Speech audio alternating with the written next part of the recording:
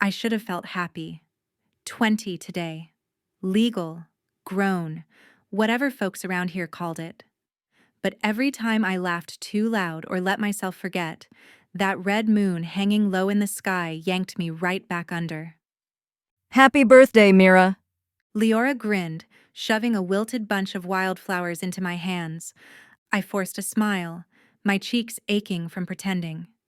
The petals drooped, much like my mood, but I mumbled, "Thanks, Lo. They're pretty." We sat in the village square, crowded onto a rickety old bench that wobbled every time one of us shifted. The late summer air hung thick, sweet with grape skins fermenting in barrels. Somewhere down the lane, kids squealed as they chased each other barefoot through the mud. It should have felt like home. It used to. But today, every lantern strung between the vineyard posts felt like a noose tightening around my throat. You're next, you know. What you don't know is which of the three is gonna claim you. Jessa piped up, tossing a plum pit into the dirt like it meant nothing. Her tone was too casual, too light, like we weren't talking about my body being bartered off like wine at the harvest festival.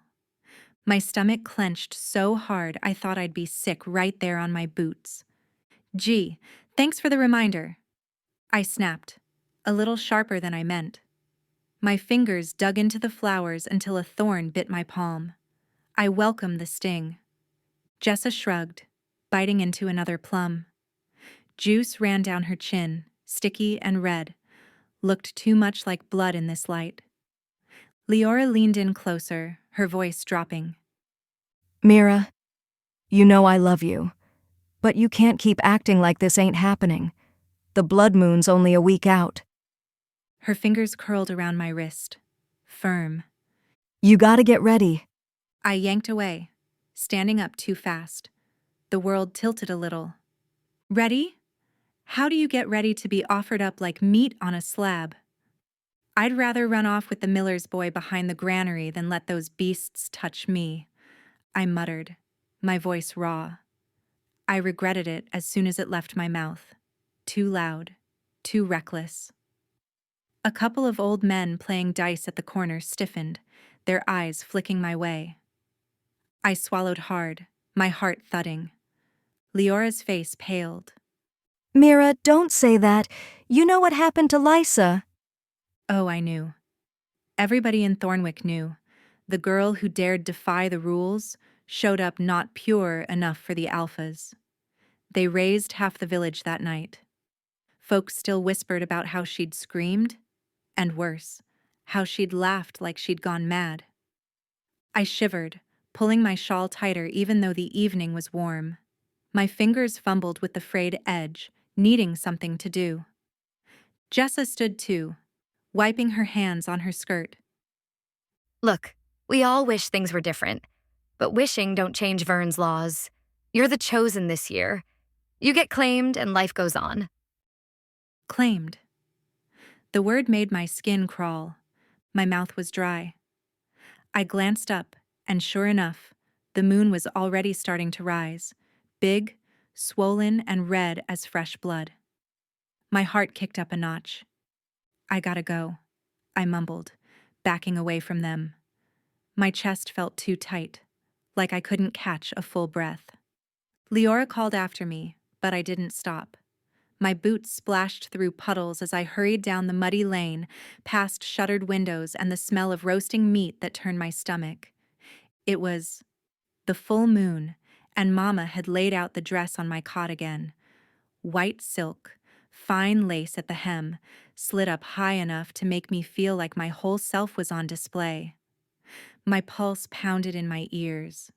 When I looked at my reflection wavered in the mirror, pale skin, freckles dusted across my nose, brown hair falling to my cheeks. My eyes looked too big, too dark, like they belonged to someone else. I hated that girl in the mirror. Weak, afraid. I couldn't do this. I couldn't let them. My chest hitched as I sank down on the edge of the tub. It hit me like ice, stealing my breath. I scrubbed hard, skin turning pink and raw. I wanted to scrub the fear off, the shame, the dread clawing at my insides. My fingers clawed at the pendant around my neck, the cheap little silver charm Dad gave me when I was a kid. I hadn't seen him since I turned 13. Vern's laws kept men and women apart till the ritual. Same with Elias, my twin. I hadn't even hugged him in 5 years. The thought of seeing him again warmed me, just for a heartbeat. But then that warmth curdled, because after tonight, nothing would ever be the same, but it clung to me like the scent of smoke after a fire. A knock startled me. Mama's voice floated through the door. Baby, it's time to get dressed. My throat tightened. My fingers curled into fists under the water. I wanted to scream, to smash everything around me, to run till my lungs gave out. But I stood. I dried off with shaking hands, every inch of me prickling with cold and raw nerves. My fingers fumbled with the white dress, slipping it over my head. The silk clung to my damp skin, hugging every curve I didn't want noticed. The slit gaped at my thigh, and I fought the urge to rip the damn thing off. Mama appeared in the doorway, her eyes glassy but dry. She stepped forward, pinning my hair up with fingers that trembled just a little. Her hands stilled against my scalp. For a breath, I thought she might finally say something real. Instead, she cleared her throat, soft but firm, the way women here got when they swallowed their own pain. If the triplet alphas take a liking to you, She murmured, smoothing a stray strand behind my ear. they might make you Luna. Her words hung heavy between us. I blinked, my chest going tight. Luna? I echoed, my voice flat. Like if I didn't put weight on it, maybe it wouldn't crush me. She pressed her hands to my shoulders then, turning me to face her. Her eyes shimmered, pride and fear all tangled up like vines around her heart. That's an honor, Mira. A proud thing, not just for you, for our family, for all of Thornwick. I turned to her, my throat raw. 7 offerings this year, I scoffed. My voice didn't even sound like my own. Bitter, cracked at the edges. And I'm last, born in winter. Oh, right. Cursed, I snapped before she could say it. The word hung between us like smoke, thick and choking. Mama's sad smile pulled tight at the corners of her mouth, and right then, I knew. She believed it too. Even after everything, after raising me alone, after the whispers that followed me through every muddy street of Thornwick, she believed it. That I was cursed. That no alpha in his right mind would choose me, winterborn, shadow-touched. My chest ached, but I straightened my back like she'd taught me, like I always did when the world pushed against me. Bonfires starting, I muttered. Mama's voice came softer now, chasing me like a ghost. Mira, remember your place. Show respect. Keep your eyes down. I wanted to scream at her. Wanted to tell her that I'd rather spit in the alphas' faces than bow. But my tongue stayed still. Her face pinched, lips trembling before she firmed them into a tight line. After tonight, you'll never go hungry. Never scrub vineyard dirt off your hands again. You'll be respected. I looked away, blinking hard as my vision blurred. My fingers clutched the edge of the vanity so tight my knuckles ached. Respected. Like Lisa was? Like all the other girls who never quite looked the same after the alphas were done with them? But Mama's reflection stood behind me in the cracked mirror, proud and desperate all at once. And somewhere deep, under all my fury, I felt that same desperate thing coiling in my own chest. Mama's hand squeezed my shoulders. You look beautiful, Mira. Thanks, Mom, I whispered. Outside, the drums started. Slow, heavy, like a heartbeat made of thunder. Run! The alphas are here! She hissed. I stumbled forward, my bare feet slapping against the wet grass as we darted past Thornwick's crooked little huts. The air smelled like wood smoke and crushed wildflowers, but it couldn't cover the metallic edge that rode the breeze, the blood scent every villager pretended not to notice on blood moon night. My white silk dress clung to my thighs, damp from the mist, the slit up my leg making every step feel like a show. The grass licked cold against my ankles. I hated this dress, hated what it stood for. At the clearing, the bonfire roared high, throwing long shadows that danced over the gathered crowd. Music that had been wild and loud just minutes ago fell off a cliff into dead silence. All eyes shifted, like the whole village sucked in one sharp breath and held it. I spotted the other 6 girls lined up, each one wrapped in white, trembling, their faces waxy with fear and hope all twisted together. I took my place, my skin prickling like it knew danger was crawling closer. Mama fussed with the neckline of my dress, yanking it lower so the lace slit showed more skin. I slapped her hands away. Please them, Mira. She whispered, voice thin as paper. I rolled my eyes so hard it hurt. How am I supposed to compete with their endless options, Mama? You want me to flirt my way into survival? She didn't answer, just bit her lip till it went white. Above us, the blood moon bled across the sky, heavy and low, casting everything in a deep, hellish red. I shivered. And then, I saw him. Elias, my twin, standing tall near the platform, dressed in ceremonial black. His hair fell into his eyes, but when they locked on mine, his whole face shifted, like he'd just remembered who I really was. My knees went weak. My breath hitched. I had to grab the railing to keep from crumpling. For a heartbeat, everything else faded. The drums, the torches, the murmurs. Just me and him. 2 halves of the same broken whole. He took a step toward me, but a guard shoved him back. His jaw tensed, his fists curled at his sides. But before I could even think about breaking rank and running to him, a shadow fell over me. I smelled them before I saw them. Leather, rain, and something darker, raw like iron and smoke. The carriage rolled to a stop at the edge of the clearing, its polished chrome catching and scattering the firelight like sparks. And then, they stepped out. The triplets.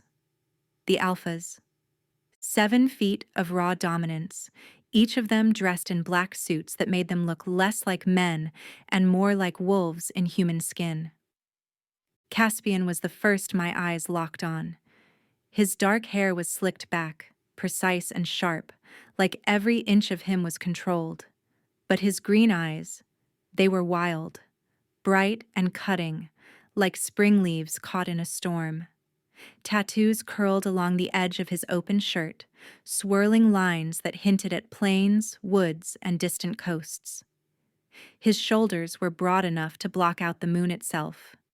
Beside him, Soren moved like a shadow. His hair was tousled, messy in a way that looked careless but dangerous, like a match too close to tinder. His fingers, long and elegant, flexed at his sides like they had a mind of their own. And Torin, he lingered a step behind, leaner, his suit hanging looser on his frame, but his smirk curled slow and knowing. His eyes flicked over the line of girls like he already owned every one of us. The air turned electric, charged so thick it buzzed in my bones. One by one they stepped forward, pausing in front of each girl, looking her over like they were weighing their choice at a harvest fair. When Soren stopped in front of me, the world narrowed down to just his hand. His fingers lifted slow, deliberate, brushing along my collarbone. My skin broke out in goosebumps, a full-body shiver I couldn't stop. His touch was light, barely there, but it felt like it scraped against every nerve I had. My breath hitched, my heart banging against my ribs so loud it echoed in my ears. My body tight with something I didn't want to name. Fear, anger, want. Torin stepped in close next, then slid back a foot, head tilted like he was studying prey. Turn around. He ordered, his voice low and smooth, like velvet stretched too tight. My spine stiffened, my fists clenched at my sides, but I turned. Slow, deliberate, defiant. When I faced forward again, Caspian was already there, towering over me like a storm cloud, green eyes burning into mine. Are we interrupting? He growled, voice rough like gravel but smooth enough to sink under my skin. My pulse stuttered. No, I said, my voice sharper than I meant it to be. His fingers found my chin, firm but careful, tipping my face up to meet his. My breath hitched as I lifted my gaze, caught in the weight of his eyes, too close, too intense. His lips twitched, something between a snarl and a smirk. Caspian leaned in closer, so close that I could smell the faint scent of alcohol from him. His gaze dropped to my mouth for half a second before snapping back up. Good girl. He murmured. My breath shivered out of me. My knees almost gave, but I locked them tight. In that moment, with the fire crackling and the blood moon bleeding above, I knew this wasn't just a ritual. This was a game. And they had noticed me. Caspian took a step back. His eyes roamed over me like a slow-burning flame, heavy and deliberate, and I swear my skin prickled beneath the thin silk. Every inch of me felt too exposed, too raw under his gaze, but I couldn't make myself look away. My heart thudded so loud I was sure the entire square could hear it. When his fingers, calloused, warm, grazed the bare skin just above my knees, I flinched. Not because it hurt, but because it didn't. It set something wild alight in me, something I wasn't ready to name. I hated that my body reacted, that heat coiled low in my belly like a storm waiting to break. His thumb brushed lightly against the lace hem of my dress, barely there but enough to make me feel his presence. Caspian's voice rumbled, low and final. I choose her. The square fell into stunned silence, thick as molasses. Even the fire seemed to snap and hiss quieter. Around us, the other alphas stiffened, Soren's sharp jaw ticking, Torin's arms folding across his chest like he was holding back a growl. I barely heard the murmurs ripple through the crowd. My knees wobbled, and I bent down quickly, pretending to adjust my slipper so I wouldn't collapse. Shame burned hot across my cheeks. I could feel every single stare on me, like daggers. Lisa, the offering next to me, let out a hissed protest. You can't pick her. She's cursed, a winterborn. Her voice cracked, shrill with fear. My stomach turned. I straightened up, shoulders stiff, jaw clenched. That word, cursed, hung heavy in the air, colder than the night breeze. Soren's eyes, usually flat silver, sparked blue-white like lightning caught in a storm cloud. He and Torin exchanged a look I couldn't read. My pulse hammered in my throat as Caspian's gaze snapped back to them, sharp as a blade. Get her to the carriage. Now. He growled, voice tight like he was holding something dangerous back. His command was clear, his claim was louder. Lisa shrank back, her face pale as fresh snow. My defiance, my refusal to cower had marked me, and I could feel the weight of that choice settling on my chest like a stone. Mom's voice whispered in my head, "If they like you, they can make you Luna. That's an honor." Was this honor? My fists curled at my sides, nails biting into my palms.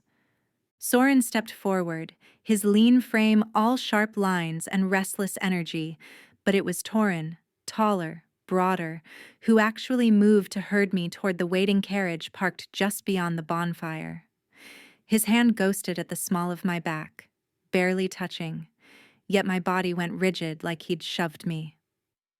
The villagers parted like waves, whispers crackling like dry leaves. My bare feet, still damp from the dewy grass, stumbled over the uneven ground as I was led away. I glanced once, just once, and my eyes caught Elias's in the crowd. His face was tight with fury, his fists clenched at his sides, but he didn't move. Couldn't. The laws kept him rooted. My throat closed up. I wanted to scream, to run to him, but Torin's hand firmed at my back, silent but unmistakable. The carriage door loomed open, dark and gaping like a mouth ready to swallow me whole.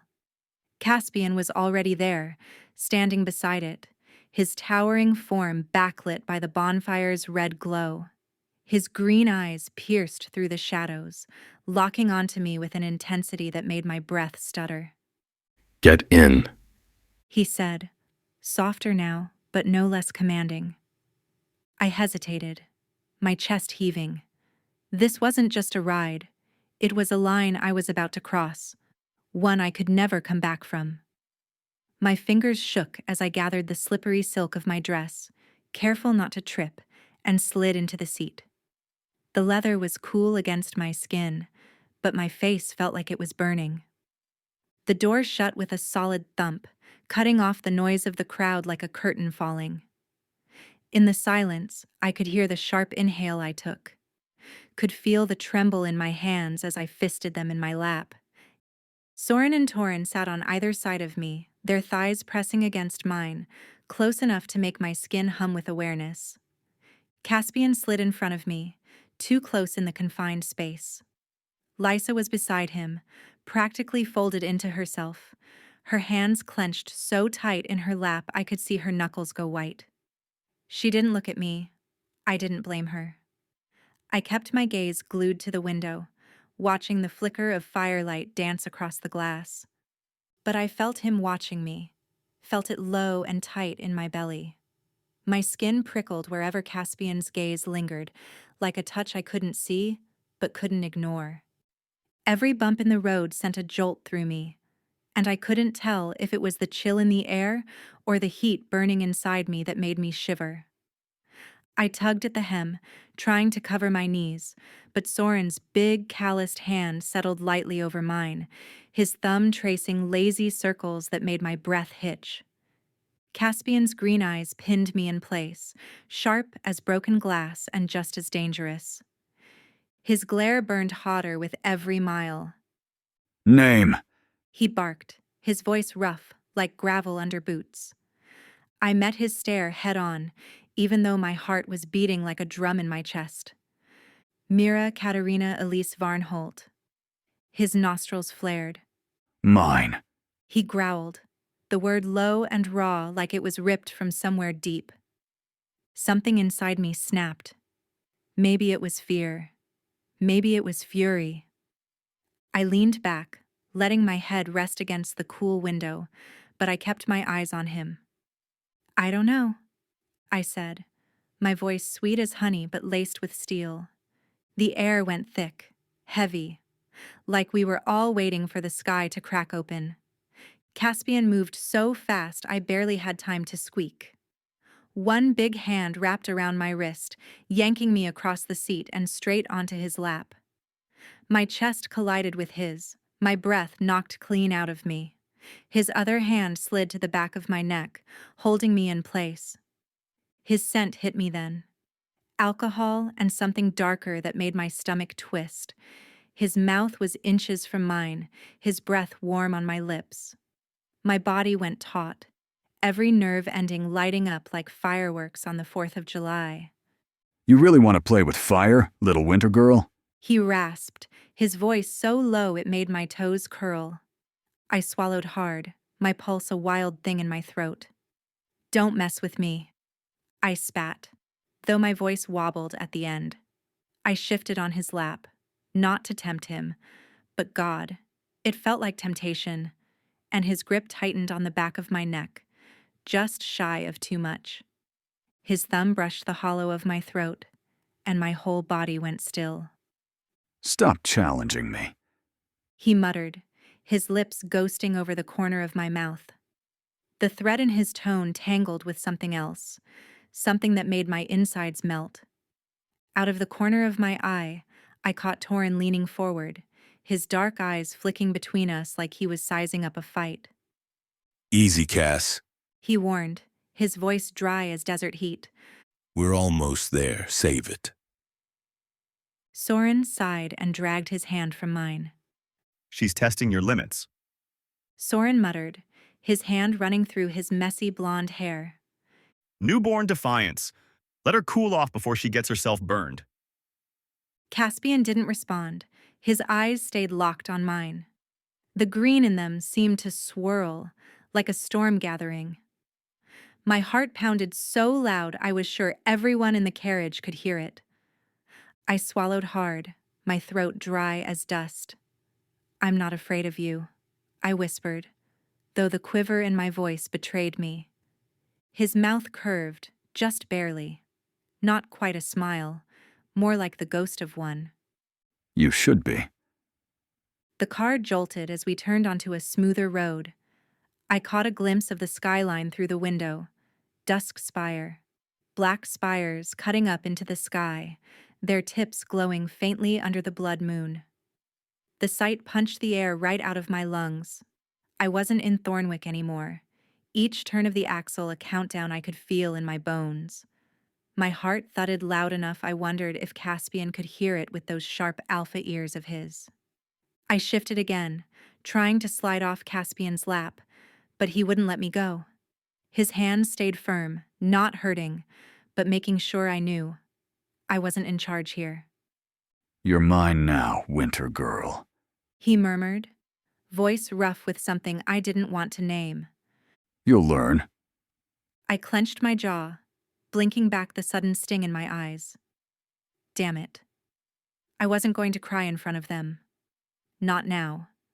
Not ever. Torin leaned back with a huff. She's shaking. You're pushing too hard, Cass. But Caspian only leaned in closer, his mouth brushing my temple.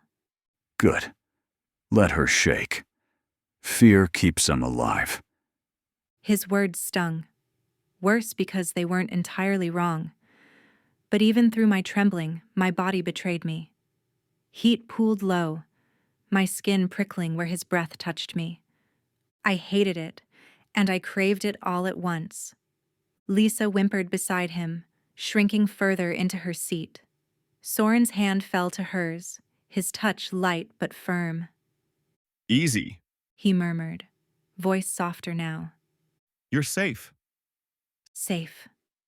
The word echoed in my head like a cruel joke. Caspian's fingers traced the line of my jaw, tilting my face up until I couldn't look anywhere but at him. His eyes searched mine, seeing too much, seeing everything. The ritual begins when the blood moon is at its peak. He muttered. Okay, I breathed, dragging in a shaky breath. I looked up at Caspian, his dark eyes hungry and unrelenting. My throat tightened. This ritual wasn't going to be easy. Not for me. Not for the girl from Thornwick I used to be. Torin's voice cut through the charged air. We're here. Moonvale's gates groaned wide, and the carriage rolled through like we were being swallowed whole. That's when I saw it. Stone streets slick with moonlight stretched ahead, curving toward a sprawling mansion that loomed like some gothic monster out of an old ghost story. The lake behind it shimmered red, reflecting the blood-hued moon that hung heavy in the sky. And the howls, God, the howls, rose up in waves, raw and primal and wild enough to raise goosebumps along my arms. My skin prickled, my instincts screaming that this was a place where rules got bent until they snapped. Then I glimpsed them. Wolves, big and sleek, and they shifted. Right in front of me, the wolves falling away as men took their place, bare, breathless, and raw under the moonlight. Their bodies writhed in ways that made my face flush and my stomach churn at the same time. It wasn't just a celebration, it was chaos. Lust and frenzy rolled into one, loud and shameless under the crimson sky. This was my role now, not just some offering, not just a girl with a cursed winter birthmark. I was chosen, And here, that meant more than I was ready to face. Fear slid through me, cold and slick. It wrapped tight around my ribs and made it hard to breathe. Caspian's thumb stroked absently against my jaw, like he could feel the tremble rippling through me. His mouth brushed close to my ear. Breathe, little human. You're not backing out now.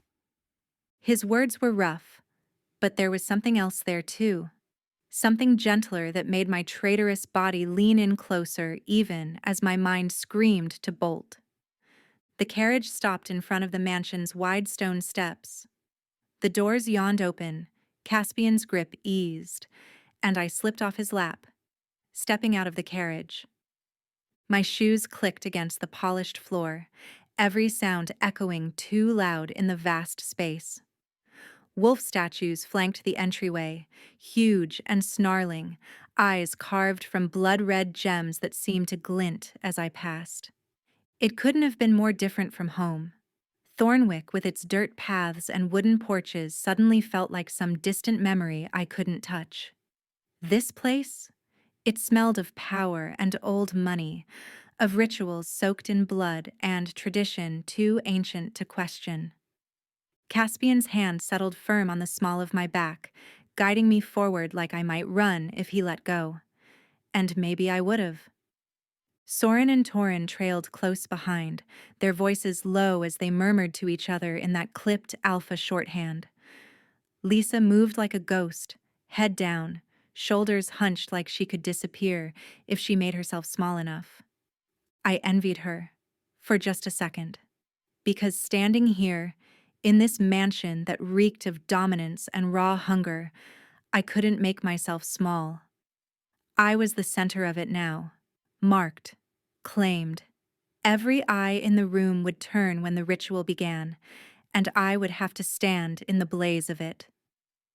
The butler, an older woman with sharp eyes and a spine straight as a rod, approached, bowing slightly to Caspian. Alpha Caspian, the circle is assembled. Caspian gave a curt nod, his hand never leaving me. Good. Are the humans terrified? Yes, every one of them. She said. I swallowed hard, my throat dry as bone. My fingers curled into fists at my sides. I could feel every eye on us as we walked deeper into the mansion, the air growing thicker with every step. Above us, the blood moon gleamed through the skylight, casting its red glow like a spotlight. I was trapped in it, exposed. But somewhere under the fear, a spark of something hotter flared to life. The waiting room felt too still, too polished, like every sharp corner and shining surface was watching me. I sat stiff on the velvet bench, fingers knotting in the hem of my gown while the other girls whispered behind their hands. Their faces flickered in the dim light, pale, anxious, pretending they didn't notice how their hands shook. But me? I couldn't sit still. Drawn like a moth, I found myself standing in front of the fireplace. The flames crackled low, casting gold and orange ribbons over the cold stone. I held my hands out, hoping the heat would chase away the chill sitting heavy in my chest. Then I felt it. That prickling sensation that slid up the back of my neck like ice water. A shadow flickered just beyond the edge of the firelight. Mira. It whispered. My breath caught. I spun around, heart slamming against my ribs. Who's there? I snapped, voice sharper than I meant. The others didn't even flinch. They didn't hear it. But I did. The shadow slipped past the doorframe, silent and smooth like smoke. My feet moved before I could think. Fast and reckless. Hey, who are you? I hissed, chasing it down the hall, my bare soles slapping against the cool marble floor. My pulse roared in my ears. Every instinct screamed at me to turn back. But something deeper pulled me forward, something old and aching inside me. Just as I rounded the corner, fingers brushed my shoulder, and I was yanked back, hard enough to steal the breath from my lungs. I collided with a wall of heat and muscle, and the familiar scent of pine and leather wrapped around me. Caspian, his arm banded around my waist, anchoring me. Mira? His voice wasn't a growl this time. It was softer, lower, brushing against my fraying edges. I blinked up at him, dizzy, heart still thrashing. His green eyes searched my face, intense and unreadable. That warmth. Damn him. It grounded me when I wanted to float right out of my skin. I'm fine, I lied, pushing against his chest, trying to steady myself even as my legs wobbled. But his frown stayed, deep and hard enough to crease the skin between his brows. Before he could press me, Soren's voice cut through the hall. Mira, now! Caspian's hand tightened once on my hip before he let me go. I barely had time to catch my breath before Soren grabbed my wrist, his grip firm but not cruel. He pulled me down another corridor, fast enough I had to jog to keep up. Where are we? The clearing. Soren snapped. It's time. The doors ahead opened wide, spilling cool night air into my lungs as we stepped outside. The ground was soft, a clearing framed by dark pines that whispered in the wind. The blood moon hung above us, huge and low, bleeding red light over everything. The pack had already gathered in a wide circle, their forms shadowed and still, like statues waiting for life. The girls, offerings like me, stood stiffly at the edge, wide-eyed and pale. At the center, Caspian, Soren, and Torin stood shoulder to shoulder, dressed in deep crimson robes that shimmered like liquid fire when the moonlight hit them. Dark red, bold and heavy, stitched with gold threads that caught the light with every breath they took. Symbols of strength, symbols of dominance. My heart pounded so hard I thought my ribs might crack. The pack's howl started soft, like a distant hum that rose and fell, voices blending into a rhythm that made the hairs on my arms stand straight. Their harmony wrapped around the clearing, a thread pulling tighter and tighter, until the very air felt charged, buzzing with something ancient and powerful. In the center, Caspian stepped forward first. He unsheathed a silver dagger, its blade glinting cold and merciless.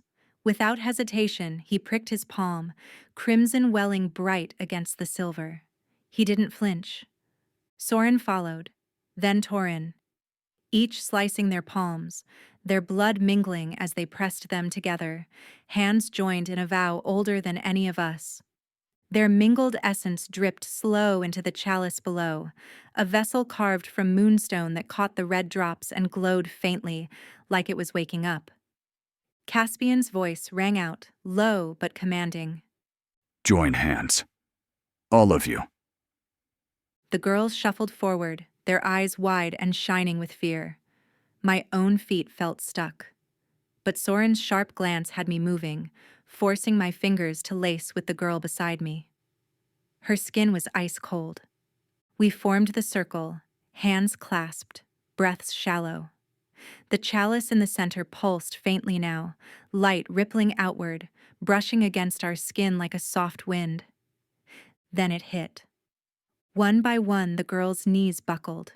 Their eyes rolled back, and they collapsed like marionettes with cut strings.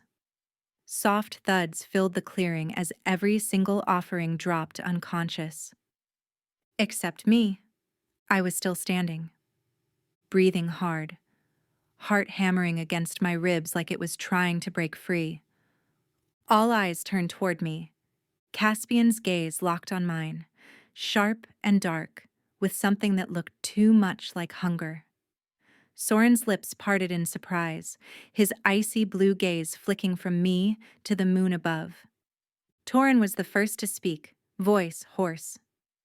We offer you the strongest human, moon goddess. He murmured, eyes lifting to the sky where the blood moon blazed. The energy shifted then, thicker, heavier.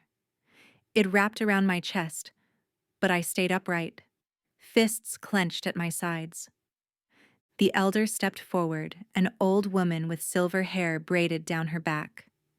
She dipped her fingers into the glowing chalice and approached the triplets first.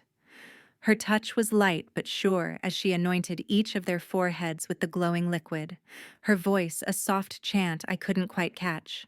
The pack moved next. One by one they approached the center, heads bowed low. Each placed a pale lunar flower in the circle, petals trembling as they touched the ground. As they rose, I saw it. Their eyes. Brief flashes of amber, bright and fierce, before they faded back to normal. The blood moon's power threaded through them, connecting them tighter to their alphas, strengthening their bond.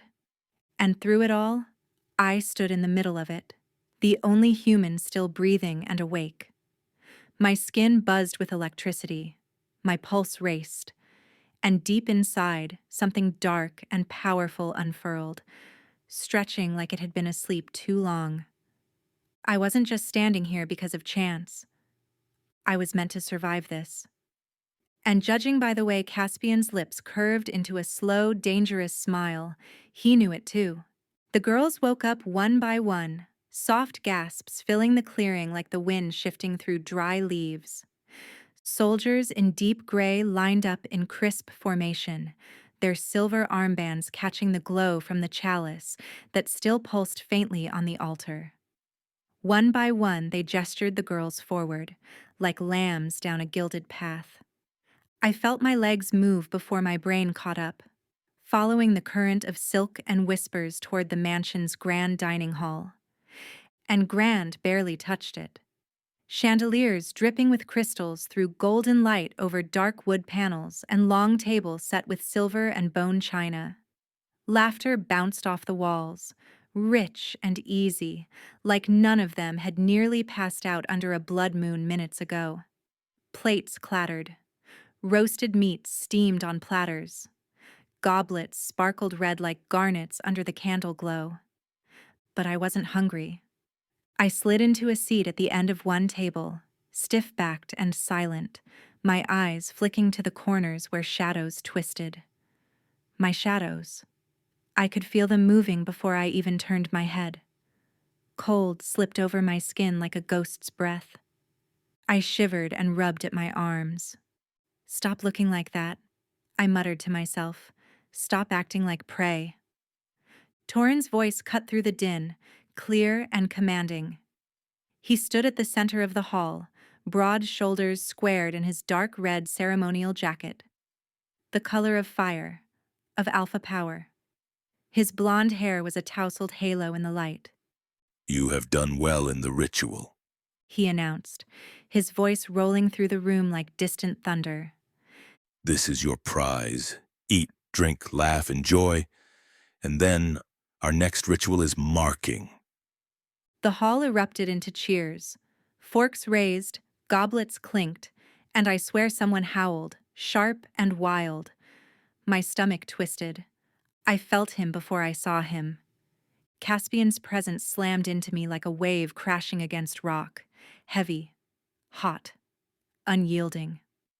I looked up, and there he was, standing at the far end of the table, green eyes locked on me like I was the only thing worth watching in this whole damn room.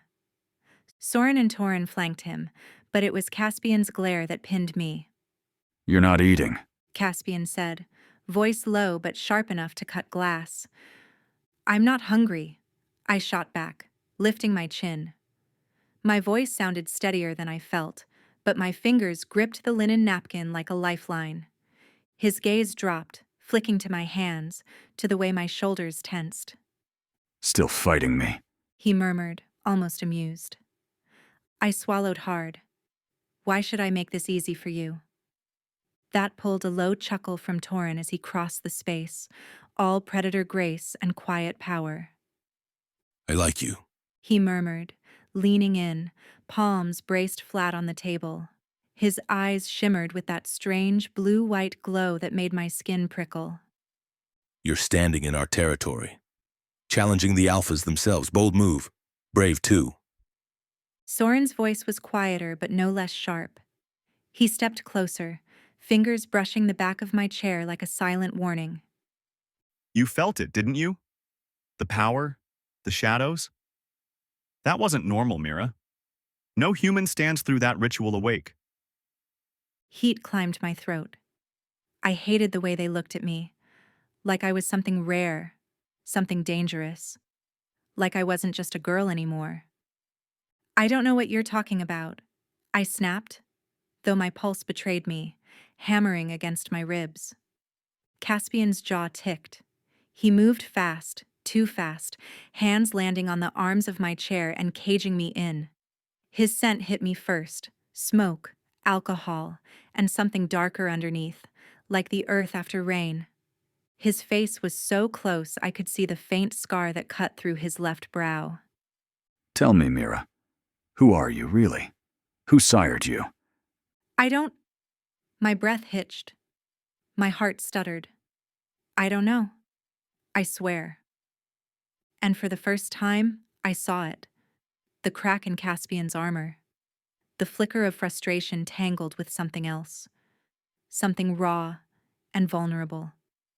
Torin straightened, crossing his arms. She doesn't know. She feels it, but she doesn't know. Soren's fingers ghosted along my wrist, barely there, but enough to make me flinch. We need to find out this power. My throat went dry. What power? I whispered. All three of them stilled. The air went thick, like the moment before a storm tears open the sky. Caspian's hand left my chair and cupped my jaw instead, calloused thumb brushing my pulse point like he could feel the truth thrumming there. You're more than they told you, He said quietly. His eyes searched mine, flickering with something that wasn't quite anger anymore. My breath came shallow and fast. My body felt like a live wire. Every nerve lit up under his touch, but my brain screamed at me to pull back, to run. Instead, I froze, trapped between the heat of his grip and the cold twist of fear in my gut. Their chemistry wasn't fair. It hit hard, fast, and sharp, leaving no room for sense, no space for air.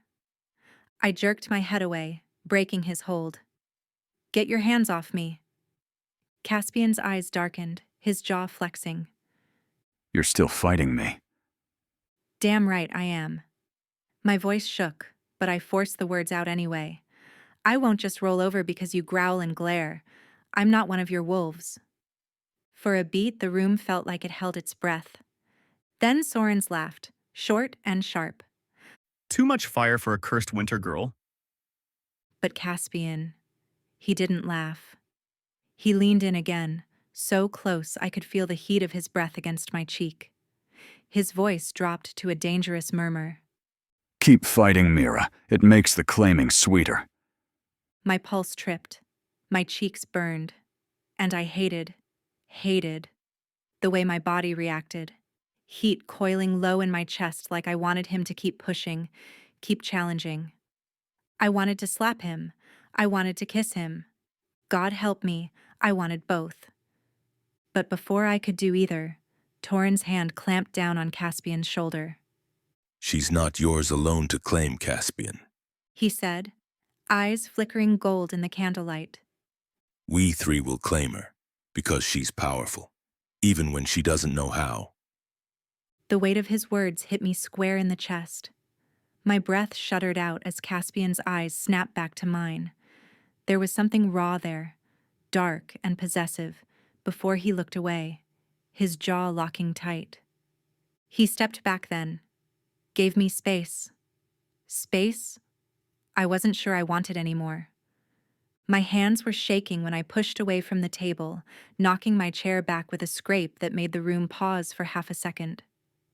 I didn't care. I needed air. I needed distance.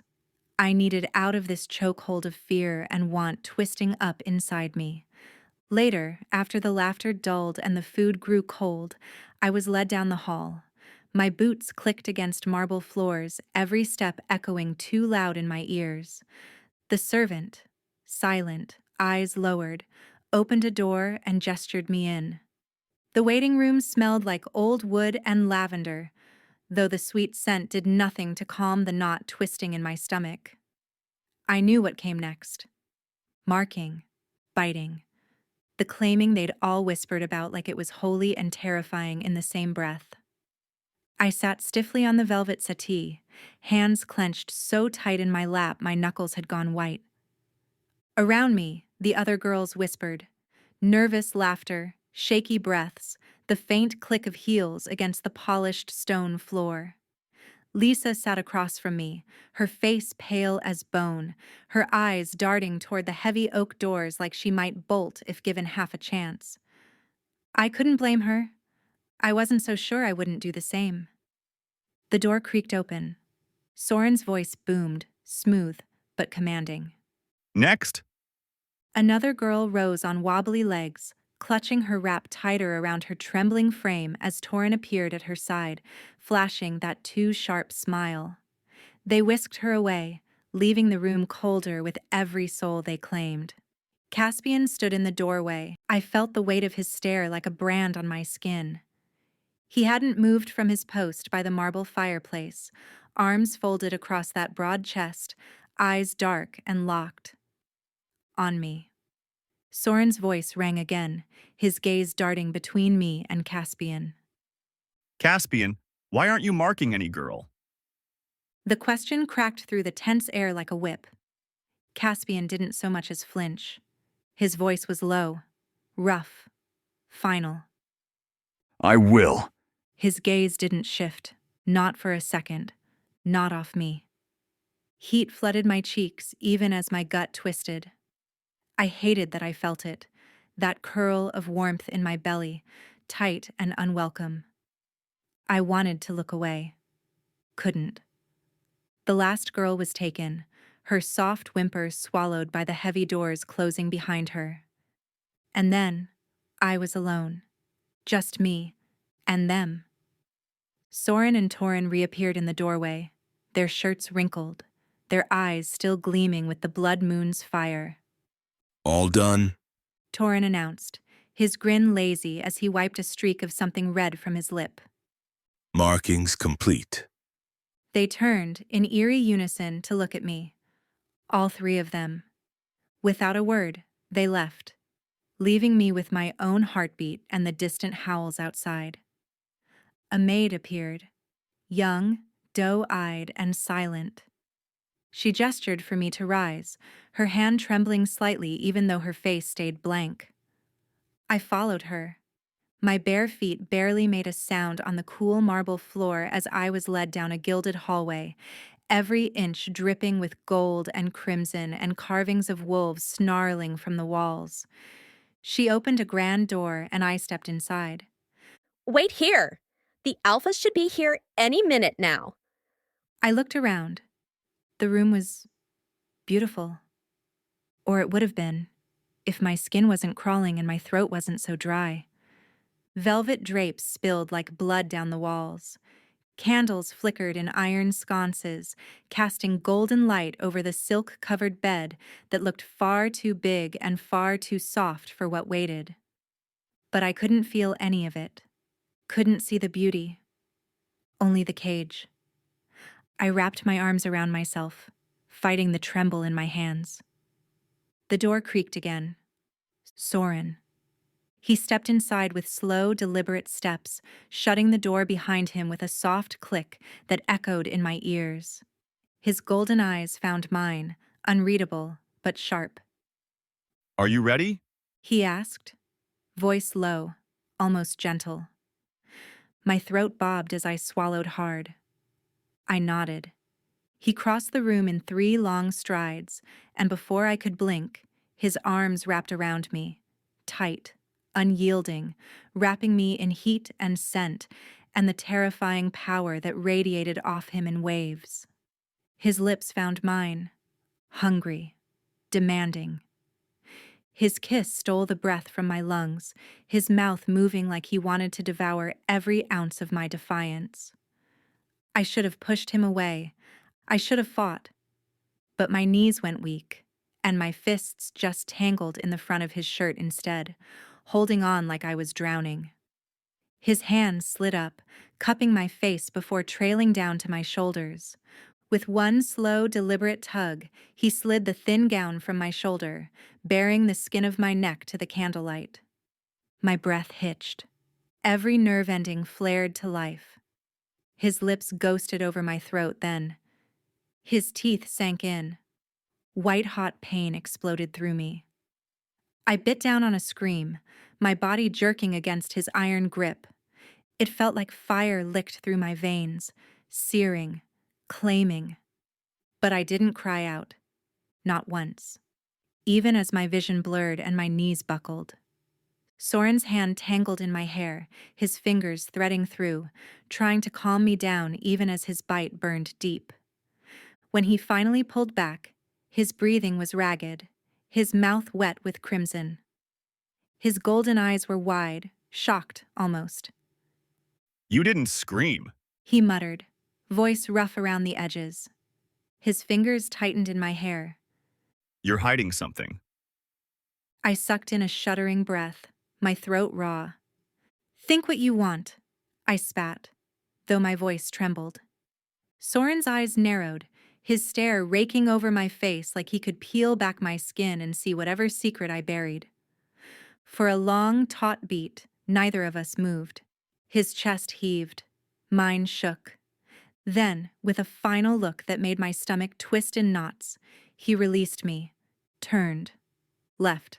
The door clicked shut behind him, leaving me alone again, my skin burning, my pulse a frantic drumbeat in my ears, and the ghost of his touch still seared into every inch of me. The door creaked again. My body tensed before I even saw him. Torin. His silhouette filled the doorway, broad and confident, with that lazy smirk that didn't quite reach his sharp, assessing eyes. I scrambled to pull the thin silk fabric back over my bare shoulder, the shoulder Soren's bite had claimed. My skin still throbbed where his teeth had sunk deep. But the ache wasn't just pain now. It was something darker, needier.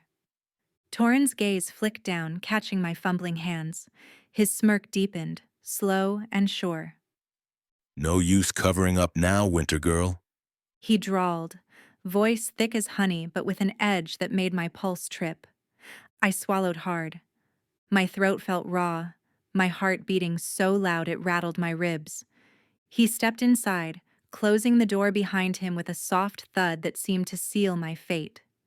His eyes pinned me where I sat, trembling on the edge of the massive bed that still smelled faintly of roses and iron.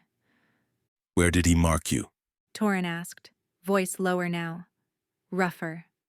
My lips parted. The answer scraped out, breathless. Neck.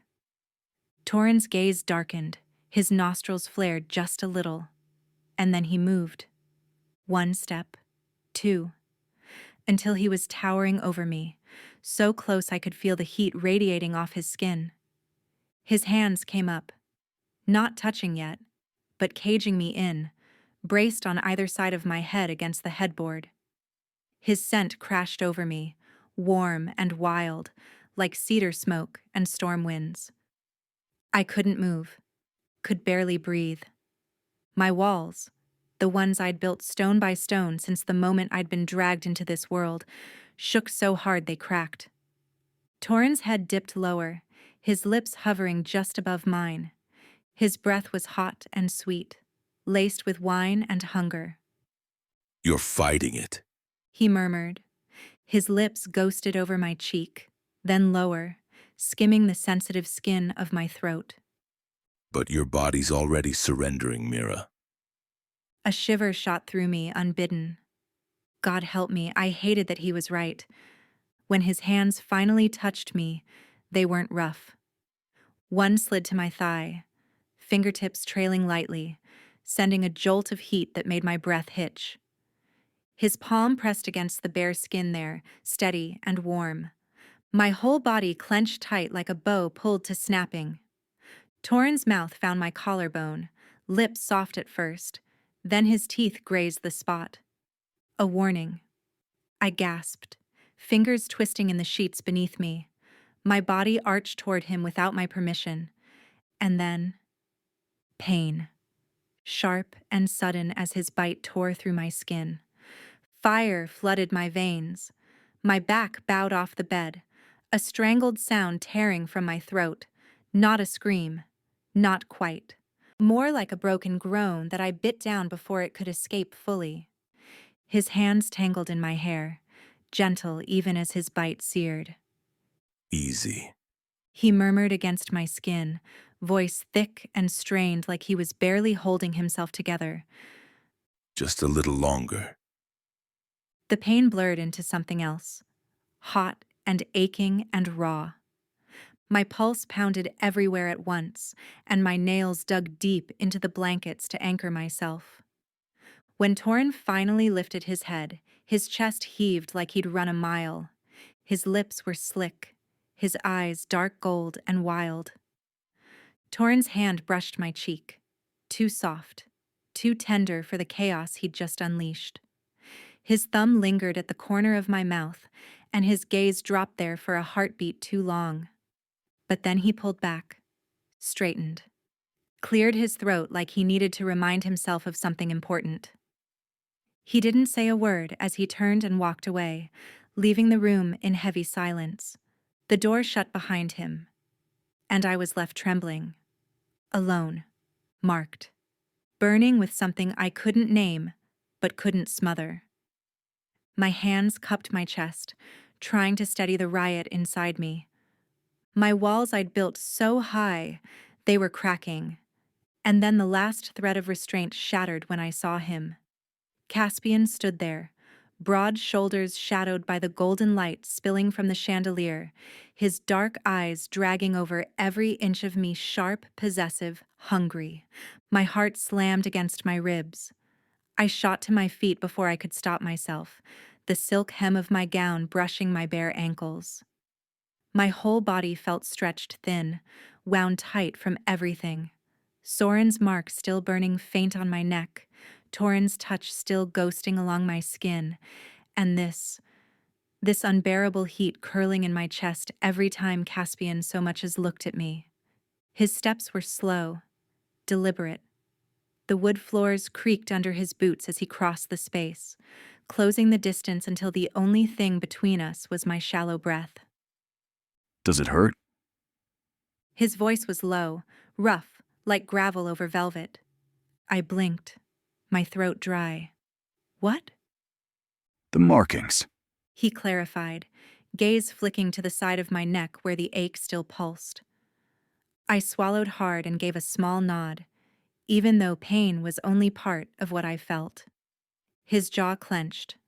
A muscle ticked there, sharp and tight, and his hands curled into fists at his sides. I won't mark you then, but don't tell this to anyone. He rasped. But I wasn't listening. Not really. My body had already betrayed me, every nerve burning with that desperate, aching hunger. Before he could get another word out, I surged forward, fisting the front of his shirt and yanking him down. Hard enough that our mouths collided, fierce and breathless, as I crashed my lips against his. It wasn't soft. It wasn't sweet. It was raw and messy and desperate. The kind of kiss that left no space for breathing, for thinking, for pretending like I didn't want this as much as he did. His mouth parted for me, and my tongue slid against his in a frantic, reckless dance. He tasted like dark spice and danger, and I drank him in like I'd been parched my whole damn life. Caspian growled low in his chest, deep enough to rattle through me, and his hands, those big, calloused hands, gripped my hips hard enough to make me gasp. His fingers tore the remaining fabric of my gown, bearing me under the blood moon, but I barely noticed. All I felt was the heat of his palms tracing the curve of my ribs, the rough drag of his thumb just beneath where my heart thrashed. You're playing with fire, Mira. He rasped, voice thick with warning and want. I didn't care. I couldn't. Not when my body was a live wire sparking under his touch. Let it burn, I whispered back, my voice shaking. And then he lifted me and I yelped, my legs wrapping around his waist on instinct. His lips found my throat, open-mouthed kisses trailing down, lingering where the fresh bites from Soren and Torin throbbed. His teeth scraped gently there, sending a shiver through me so sharp I clung to him harder. Caspian carried me to the bed like a man on a mission. He lowered me onto the bed, slow and careful, but his hands trembled where they touched my skin, like he was hanging on by a thread. Then he shifted back. His hips hit the mattress as he dropped down, sitting there like a king waiting for his queen to strike. My pulse roared in my ears as I climbed onto him, my knees planted on either side of his thighs, caging him in. And God, the way his hands cupped my face, rough and needy, like he couldn't believe I was real. Mira. He groaned, voice shaking. But I couldn't stop now. I leaned in, my mouth crashing against his, fierce and clumsy and too much, but exactly what I needed. My fingers worked at his shirt, popping buttons one by one until I could spread the fabric wide and press my mouth against his chest, hot and smooth and hard in all the ways that made my breath hitch. He groaned deep in his throat, his head tipping back, eyes squeezed shut like he was barely holding on. His hands tangled in my hair, pulling just enough to make me gasp against his skin. He looked at me then. Are you sure, Mira? He asked, voice wrecked. I smiled against his chest, breathless and wild. Yes, my voice shaking with nerves and want. I kissed my way lower. Every inch of him tasted like salt and heat, and something that made my head spin.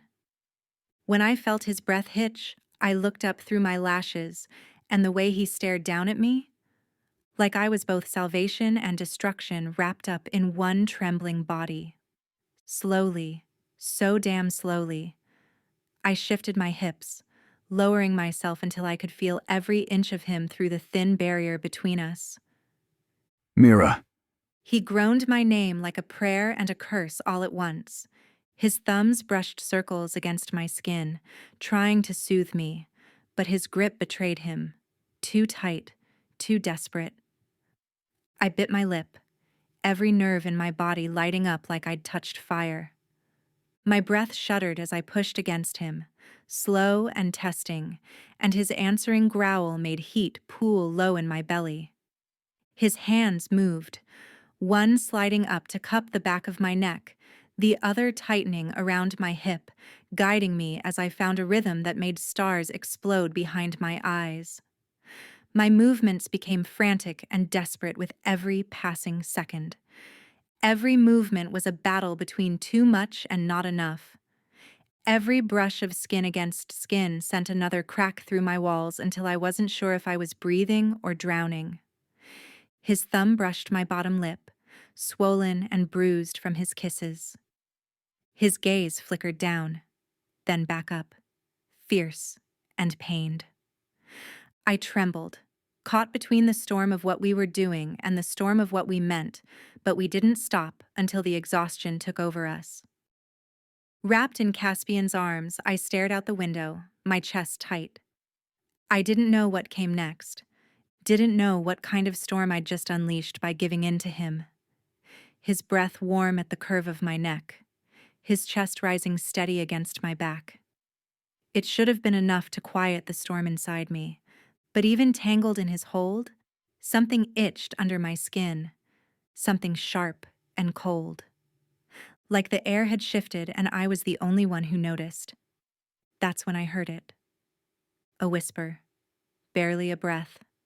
My body went stiff, and I held my breath, straining to listen, heart pounding so loud it nearly drowned it out. But it was there. A rustle. A shape moving through the corner of the room, darker than the shadows. I swallowed hard, throat dry as dust. Who are you? I rasped, voice raw. No answer. Just that flicker of movement, sliding toward the open balcony like smoke on the wind. Careful not to wake Caspian, I slipped from under his arm, his fingers loosening from my waist like they didn't want to let go. The loss of his touch left a chill on my skin, but curiosity burned hotter. I tugged the torn fabric of my gown higher over my shoulder, the rip rough against my skin. Barefoot, I padded across the cool floor, the silk of my thin gown whispering against my legs.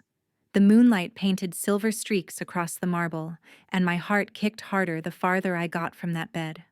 I stepped outside, onto the balcony, the night air biting at my bare arms. And there, past the gardens, beyond the stone walls, I saw it. That shadow slipping between the trees, like it was calling me. Before I knew it, my feet were moving. Down the steps, across the grass still damp with dew. The mansion faded behind me, swallowed by the dark as I crept deeper toward the woods, my pulse rattling in my chest. The trees closed in, tall and skeletal against the starless sky, their branches creaking like old bones. Every step I took felt heavier, my breathing faster, but I couldn't stop. Something pulled at me, invisible hands dragging me deeper. Then, Mira, his voice cracked through the silence like a whip. I spun around so fast I nearly tripped, my heart leaping into my throat. Caspian came barreling toward me, barefoot and wild-eyed, the muscles in his chest slick with sweat, his breath sharp and ragged. When he reached me, his hands caught my wrist, hard enough to make me gasp. His eyes blazed, furious and scared all at once. where the hell were you going? His voice was low, but laced with panic. I blinked up at him, confused and breathless. I don't know, I stammered. My voice sounded small out here in the open, swallowed by the woods. I thought. He cursed under his breath, dragging a hand through his messy hair. Then, without another word, he turned and yanked me back the way we came, his grip iron tight around my wrist. His touch burned, but I let him pull me. I could feel the tremble in his hand, like he was barely keeping it together. When the mansion's walls came back into view, looming and safe, he finally stopped. His chest heaved, and he spun to face me, his hand still wrapped around mine. Don't you dare come this far again. He ground out, voice hoarse. His jaw clenched so tight I could see the muscle ticking there. Why? I whispered, my heart still racing for reasons I couldn't explain. His eyes flicked over my face, like he was searching for something. Then he let out a long, shaky sigh. This woods. He muttered, voice low enough that I had to lean in to hear. It's the border of another territory. They're not wolves. They're something else. A chill danced down my spine, colder than the night air. His hand tightened around mine. They won't mark you, Mira. They'll make sure you die. And we can't risk that. Your village already sees us as monsters. If one of you dies here, they'll never doubt it again. My stomach flipped, and suddenly the woods felt like they were watching me, waiting. Caspian's voice dropped even lower, rough and urgent. Don't tell anyone about this. Not Soren. Not Torin. No one. If they find out, they won't spare you. I nodded, too stunned to say anything else. His hand lingered on mine a beat longer, his thumb brushing over my pulse, fast, frantic, betraying every ounce of fear still rattling in my bones. He caught my chin, tilting my face up. Promise me. His voice cracked, raw and desperate. Promise. You won't go near there again. I promise, I whispered, my throat tight. He closed his eyes, exhaling like he'd been holding his breath this whole time. When he opened them again, the fury had faded, but something else lingered, something darker. Go to your room, He muttered, stepping back like he couldn't trust himself to stay close. His chest rose and fell in heavy breaths, and his jaw was still tight. But his hands, they shook. I turned, my legs wobbly, and started back toward the mansion. But even as I walked away, I could feel his eyes on me, burning, watching, guarding. And deep down, under all the fear and confusion, something else twisted tight in my chest. Because as much as he wanted to protect me, I could tell Caspian was scared too. Morning light spilled through the high windows, casting long golden streaks across the floor as I padded downstairs. The marble was cool under my bare feet, a stark contrast to the heat still humming under my skin from last night. My body ached in places that made me blush just thinking about it, but my heart was the real mess. At the open gates, Caspian, Soren, and Torin stood tall like sentinels, dressed in crisp dark shirts that strained against broad shoulders. Their postures were casual, but I could see it. The tightness in their jaws, the glint in their eyes. They were on guard even as they smiled and handed out small parcels wrapped in cloth to the girls gathered there. The girls, the offerings, being sent back home like it was some grand farewell party. Lisa stood among them, her hair braided neatly down her back, her face tight with a forced smile. She caught my eye and gave me a little shrug, like this is just how it is, Mira. I blinked, swallowing the lump that rose sharp in my throat. So this was the end for them. I stepped closer, the loose cotton of my dress swaying around my knees. The scent of morning dew and pine wrapped around me, but underneath it, I smelled the faint trace of smoke, like something smoldering deep, waiting. I want to go back too, I said, folding my arms tight across my chest to keep from shaking. Send me home. All three of them turned at once, like I'd thrown a stone in still water and cracked the surface. Torin's brow lifted, his arms crossing slow. Soren just gave me that half smirk, the kind that never reached his eyes. But it was Caspian who stepped forward, his gaze locked on mine like I was a problem he couldn't solve. You're not going back, Mira. His voice was low but final. My stomach dropped. What the hell? I snapped, my voice sharper than I meant. Why not? You're sending everyone else. Caspian's jaw clenched as he cut me off. Because we already sent a message to your parents in Vern. Each word slow and deliberate, like he was trying not to lose his temper. Asking permission for marriage. The world tilted. My pulse throbbed in my throat. What? I croaked. Soren stepped in now, his voice light but edged. They agreed, of course they did. He flashed a grin that felt too sharp. You are getting married to us. The Verns are invited. Your brother will come too. The air punched right out of my lungs. Us? What does that mean? My voice barely made it out. Soren sighed, deep and rough, before stepping in, too close, close enough that his warmth wrapped around me like a net. His hand brushed my arm, light but firm enough to make my skin jump. You'll marry all three of us. My knees buckled. I bit down on the inside of my cheek hard, just to keep from sinking right there at his feet. Married to three of them, tomorrow, like I was just merchandise being passed around. But even through the haze of shock, the mention of my brother lit a small, flickering flame in my chest. Elias. I hadn't met him in months. The thought of his crooked smile, the way he always tugged my braid and called me, Mimi. hit me so hard I swayed where I stood. You're telling me, I hissed, stepping closer to Caspian until I could see the faint stubble on his jaw, that I don't get a say in this? His nostrils flared.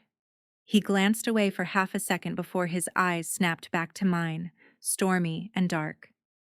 You belong here now? His voice was rough, and I felt it like a hand closing tight around my chest. My fingers curled into fists at my sides. I don't belong to anyone. His jaw ticked. For a breathless moment, neither of us moved. The tension between us stretched tight, electric. I could feel it in every inch of my skin, the heat, the pull. And damn it, my traitorous body remembered every inch of him from last night. The way his hands had felt on my waist, the way his lips had claimed my neck like I was his last breath. My cheeks burned, but I refused to look away. Caspian's gaze flicked to my mouth, and his throat bobbed as he swallowed hard. His control slipped, just for a second, and it hit me right in the gut. He wanted me, but this wasn't about love. It was about possession, power, territory. I stepped back like I'd been slapped, and the cool air hit my flushed skin like ice. I need to think, I muttered. Soren chuckled. Torin's voice was soft but ragged. The decision is already made. You are marrying us. I glared up at him, my vision swimming, tears burning hot and sharp behind my eyes, daring to spill over. I turned on my heel before my legs gave out. Caspian's hand shot out, grabbing my wrist. Mira! His voice broke, but I didn't stop. I couldn't. Because if I looked back, I wasn't sure if I'd run, or if I'd throw myself at him again, desperate and hungry and foolish. And right now, my heart couldn't survive another war between my body and my soul. The pack house was alive before dawn, buzzing like a kicked hornet's nest. Every corridor smelled of sweetbread, pine, and the sharp tang of wolf. Maids fluttered around me like nervous sparrows, pulling my hair this way and that, calling me Luna like the word wasn't a stone dragging me under. I barely heard them. I sat stiff in the chair, staring at my reflection. My skin glowed from the oils they'd rubbed in, my lips painted soft pink. My dark hair fell in loose waves over my shoulders, pinned with tiny silver leaves. I looked like her, like the girl they wanted me to be. Not the girl whose chest was cracked wide open, who could still feel last night's argument pounding behind her ribs. Breathe, Luna. One of the maids murmured as she tied a white satin ribbon around my wrist. I wanted to snap at her, but my throat was too dry. Then I felt it. The room shifted. A pressure in the air. Thick, heavy, electric. They were here. I turned my head just as the door creaked open and Caspian stepped in. Torin and Soren flanked him, all three dressed in deep forest green suits that fit like a second skin. Caspian's jacket was a little different, silver embroidery snaking up the lapels like vines. His dark hair was swept back, jaw freshly shaved, but his eyes... God, his eyes were still the same stormy mess I'd come to know. They looked good. Too good. Like sin wrapped in velvet and temptation bottled up tight. But I didn't let my gaze linger. Not today. Caspian came to stand in front of me, towering over where I sat. His scent hit me first, cedar and leather and that wild, untamed musk that made my pulse skip even when I didn't want it to. You look very pretty, he said, his voice low and rough around the edges. I met his gaze, dead on, my jaw tight. Say what you want to say.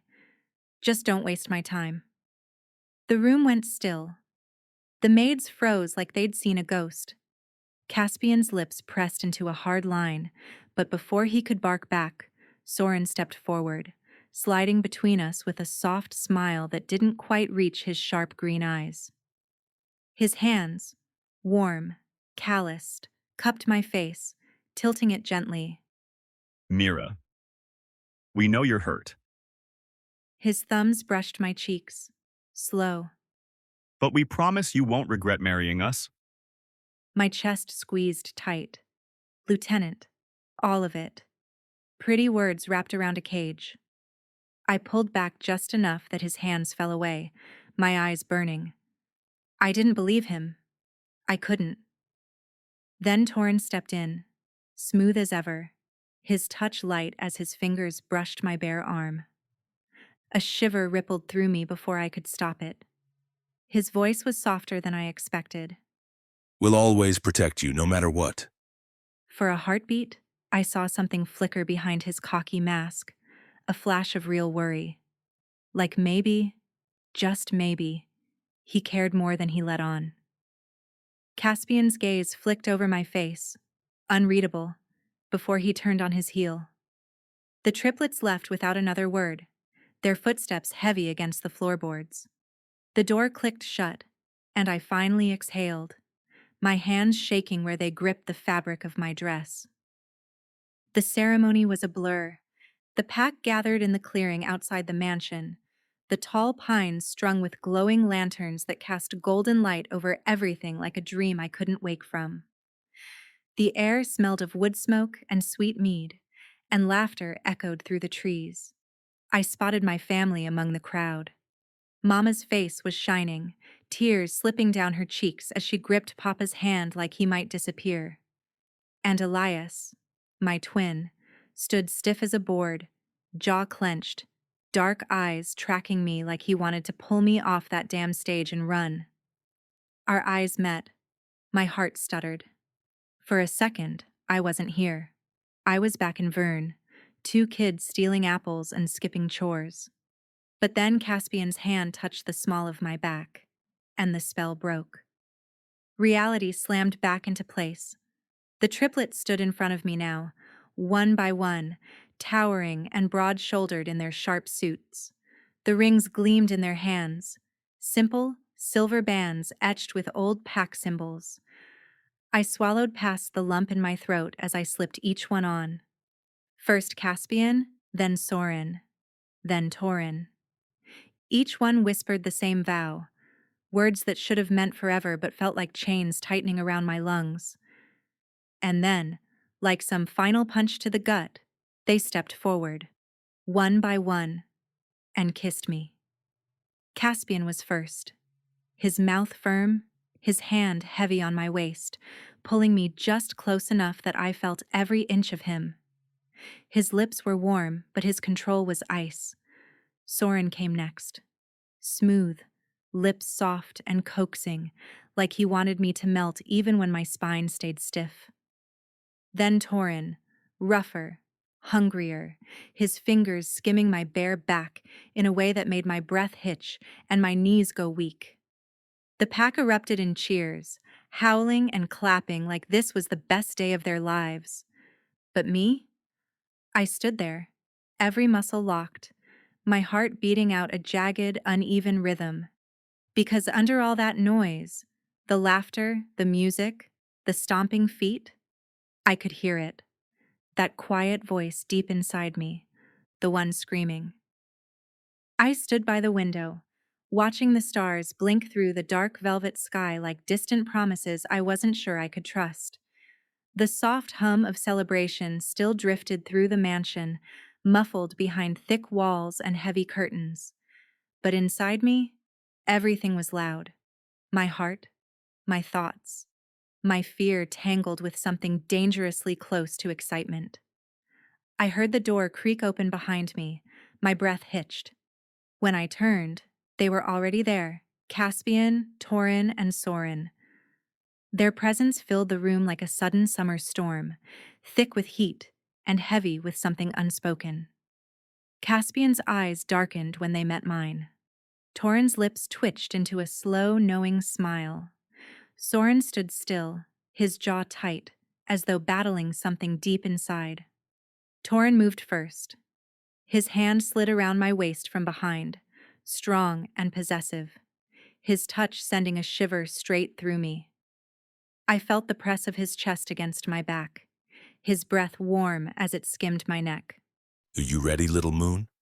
His voice was low, rough, the words grazing my skin like sandpaper and silk all at once. My throat dried out. I couldn't speak, so I just nodded. It was all I could manage. Truth was, I didn't know if I was ready.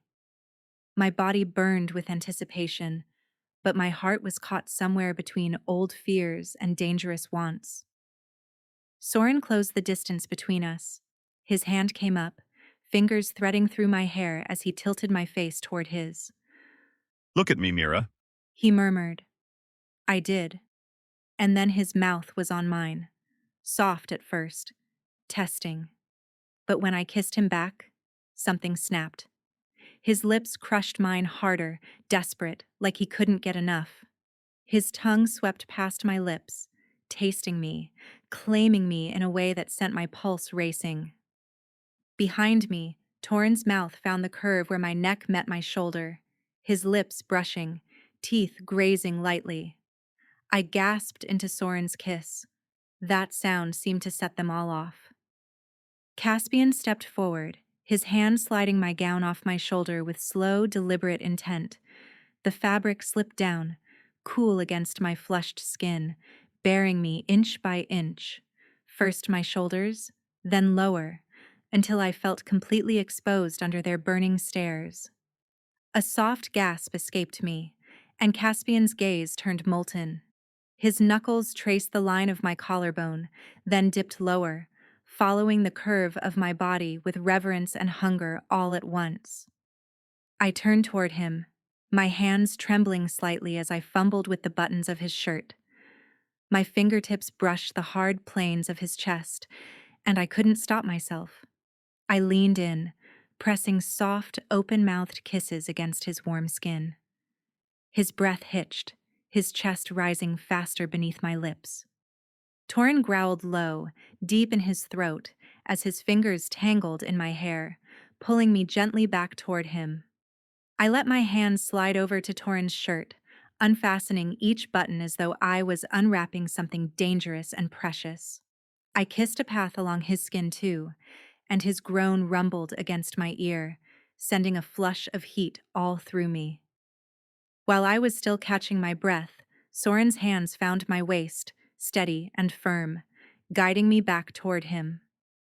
I lifted my gaze and met his storm-dark eyes. He looked at me like I was both salvation and sin. My fingers brushed against his face, tracing the sharp lines there before I moved to undo his shirt, revealing muscle and warm skin I couldn't help but want to touch more.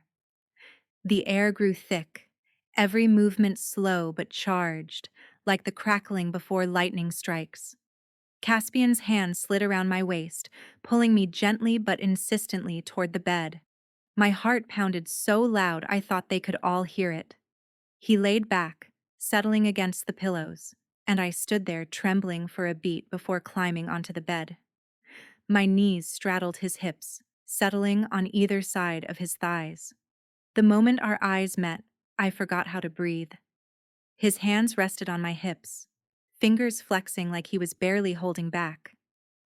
Torrin was right behind me, his hands warm against my waist, his lips brushing against the back of my shoulder.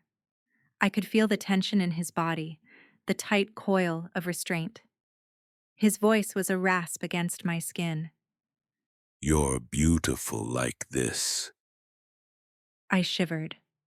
My hands pressed against Caspian's chest, feeling the thrum of his heartbeat beneath my palms. Soren stayed close, his fingers skimming along my arm, leaving goosebumps in their wake. It was overwhelming, and yet, it felt right in some twisted, terrifying, beautiful way. I shifted against Caspian, my body molding to his as we found a rhythm. Slow at first, testing boundaries. His hands tightened on my hips, guiding me, while Torrin's mouth trailed kisses along my spine, sending sparks through every nerve ending I had. Soren's hand slid to my face, turning me toward him so he could steal another kiss, deep and claiming. My hands clutched at the sheets, at skin, at anything I could hold onto as everything inside me built higher and higher, tight and wild. Their movements grew desperate, like a storm breaking after too long contained. Caspian's grip grew firmer, Torrin's kisses rougher, Soren's touch more urgent. My body arched and trembled, caught in the whirlwind of them. When it was over, I collapsed against Caspian's chest, breathless and shaking, my pulse still racing. Torrin lay beside me, one arm wrapped loosely around my waist, his breathing ragged. Soren's hand brushed a strand of hair from my damp forehead, his touch suddenly tender, almost reverent. We lay tangled together, skin warm and slick, hearts beating wildly against each other. My body was spent, but my mind, it was spinning.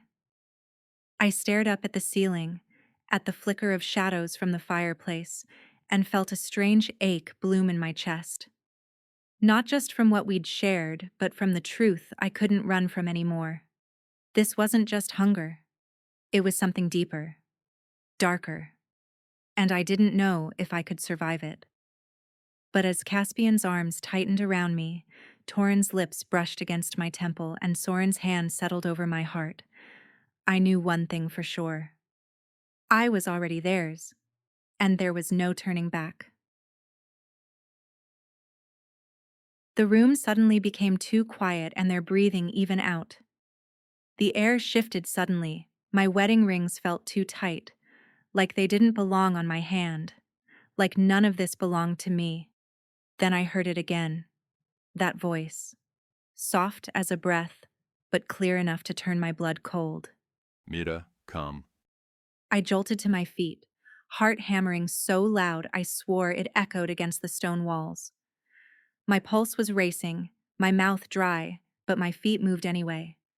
I shoved open my door, bare feet padding down the hall that smelled faintly of pine and old wood smoke. Elias, I whispered as I slipped into the dark corridor. My brother's door was cracked open just enough, his silhouette leaning against the frame like he'd been waiting for me. You heard it again, didn't you? His voice was low, rough. I swallowed hard and nodded. My throat felt tight. It keeps calling me, like it knows me. Elias let out a breath through his nose and stepped fully into the hall. His dark hair was a mess, like he'd been pulling at it for hours. He grabbed my wrist, gently but firm enough to make me stop shaking. His eyes, so much like mine, searched my face. There's something you need to know. I heard whispers from the elders. I stiffened. My stomach turned over like I'd swallowed stones. What do you mean? He glanced around before dragging me back into his room. The door clicked shut behind us, and suddenly the world felt smaller, darker. My heart pounded against my ribs. I couldn't tear my eyes from him. Our mother. He started, voice tight with something I couldn't place. Fear, maybe, or regret. She isn't just from Virn. She was a vampire, Mira. That makes you and me half. The air left my lungs in a rush. I staggered back like he'd slapped me. No, Elias, that's... It's true. His hand shot out, steadying me by my elbow. His palm was warm, but I couldn't stop the cold crawling up my spine. The elders whispered about winterborn vampires. That's you, Mira. You're winterborn. I shook my head, but the pieces started clicking in my mind like shards of glass. The voice, the shadows, the way I'd felt different my whole life, but never could say why. Why do they care? Why now? I rasped. Elias's jaw clenched so hard I heard his teeth grind. Because winterborns are the only ones who can destroy alphas. Vampires and wolves have been enemies for centuries, and winterborns like you have the power to tear down an alpha's rule with magic. I pressed a hand to my chest, right over the place where Caspian's mark still ached faintly. My stomach twisted so hard I thought I might be sick. So what? They want to use me? To make me a weapon? My voice cracked, raw and bitter. He nodded grimly. The vampires have always searched for winterborns. They take them, train them, and declare war on the wolves. Our elders, they knew the terror of vampires. That's why they begged the Moonvale Alphas to protect us. Caspian's family, his father, his grandfather, they've been shielding our village for generations. The world spun under my feet. I sank onto the edge of Elias's bed, head in my hands. My fingers trembled. And now I'm married to them. My voice broke. I'm marked by them, and they don't even know what I am. Silence stretched between us, thick as storm clouds. Then Elias crouched in front of me, his hands warm on my knees. His eyes were fierce and tender all at once. You're still my sister, Mira, no matter what's in your blood. Tears burned behind my eyes, but I blinked them back. I couldn't afford to fall apart now. Not when everything was crashing down around me. A sharp knock on the door made both of us jump. The door creaked open, and Caspian stepped in, his broad shoulders filling the space like a dark wall. His sharp gaze cut from me to Elias and back, suspicion flickering there. You all right? His voice was gruff, but softer than I expected. I straightened up fast, wiping at my face. Yeah, just tired. Caspian's jaw tightened, and for a second, I saw something raw flash in his eyes. Hurt, frustration, maybe even fear. But he didn't press. Instead, he leaned in and kissed my forehead, lingering there longer than he should have. His breath was warm against my skin. His hand curled at the back of my neck, anchoring me when I felt like I might float away. I'll see you in the morning, Caspian murmured, voice low and rough. His lips barely brushed my temple before he pulled back. His eyes stayed locked on mine for a beat longer, searching, pleading, before he turned and left, the door clicking shut behind him. Deep down, I could feel it. The shadows were calling me home. And my heart, it was still tangled up with the wolves. The days blurred like watercolor bleeding too fast on paper. Every sunrise looked the same through the lace curtains in my room, but something inside me, it shifted, quietly, slowly, like spring thaw creeping through frozen ground. Caspian, Torin, and Soren, the triplets I once looked at like monsters, they'd become something else, something softer. They didn't push, they didn't force. If anything, they handled me like I might shatter. And that tenderness, God, it tangled me up worse than any chains ever could. Their touches stayed light, their voices low. And every time Caspian's hand brushed my lower back in passing, or Soren's thumb grazed my knuckles when he poured my tea, I felt it. Heat crawling up my neck, my pulse stammering like a broken drum. But underneath that, the guilt gnawed at me like teeth in the dark. This secret, my bloodline, it sat heavy in my chest like a stone. I couldn't carry it anymore, not when they were looking at me with those warm, trusting eyes, not when I started to feel something for them in return. I stood in the kitchen that morning, barefoot on cool wood floors, the scent of cedar and wild herbs lingering in the air. My hands shook as I poured their tea, honey sweetened, just the way Caspian liked it, and set out the warm bread. My heart thumped so loud I was sure they could hear it. Torin's eyes, sharp as a blade, caught my trembling hand first. Mira? His voice was low, careful. I licked my dry lips and met all three of their stares. I need to talk to you. All three of you. The room turned still, like the earth itself held its breath. Caspian's grip tightened around his cup until I heard the faint crack of ceramic. Soren, always the quietest, pushed his chair back with a scrape that made me flinch. They knew. Instinctively, they knew this wasn't small talk. I led them upstairs, each step heavier than the last, my cotton dress brushing against my legs like a ghost. My throat felt tight, my skin prickling like a storm was about to break loose inside me. When we reached my room, I turned and gestured to the bed. Sit. My voice barely came out. They obeyed, muscles tense and coiled, like wolves ready to snap their jaws if they smelled a trap. I stood there for a beat, my heart knocking against my ribs. Then I dropped the words like stones into the silence. I'm not just human. I'm half vampire. Everything shattered in an instant. Caspian's face went pale, his broad shoulders stiffening like he'd been punched. Torin's jaw dropped, then clenched so tight I could see the muscle twitch. Soren's gaze flicked away, his chest heaving once, sharp and rough. I kept going, each word slicing through me. My mother was one of them. That's why. That's why I stayed awake during the blood moon ritual. Why I didn't scream when you marked me. The room spun, the weight of their stares pressing down on me like stones in my lungs. Torrin's voice cracked the air. Why the hell didn't you tell us sooner?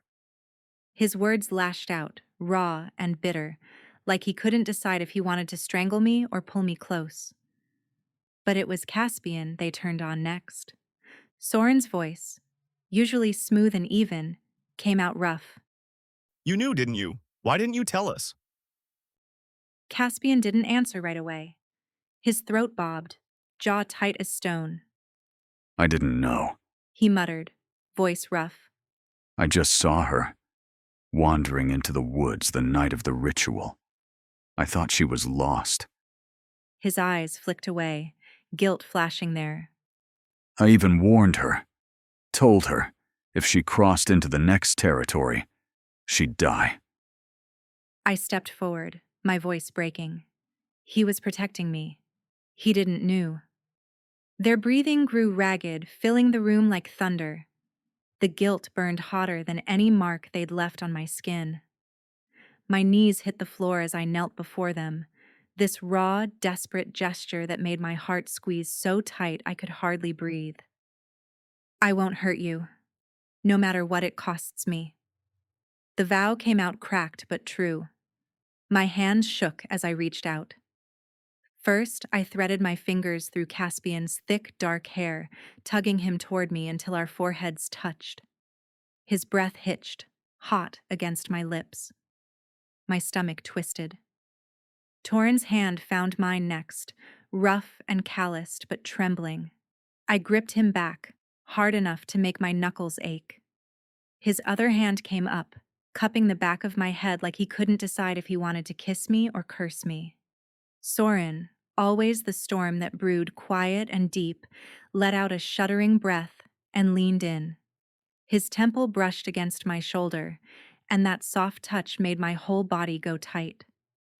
I wrapped my arms around them, pulling them in, trying to make myself big enough to hold all this pain and anger and fear, and the fierce, tangled love that simmered just beneath it. Their bodies pressed against me, solid and hot, their breaths mingling with mine in this fragile, desperate knot we'd twisted ourselves into. Caspian's hand slid up my back, his fingers splaying wide like he was memorizing every inch. Torrin's lips ghosted against my hairline, rough and soft all at once. Soren's hand rested over my heart, feeling it hammer against my ribs like it wanted out. It was messy and raw and too much, and I clung to it like a lifeline. Outside, thunder rolled low and mean across the sky, a storm gathering at the edges of this fragile peace. I knew. Deep down, I knew. This wasn't over. Not by a long shot. The battle was coming. But right here, tangled up in them, breathing them in, my body trembling against theirs. This was the calm before the storm. And God help me. I never wanted to let go.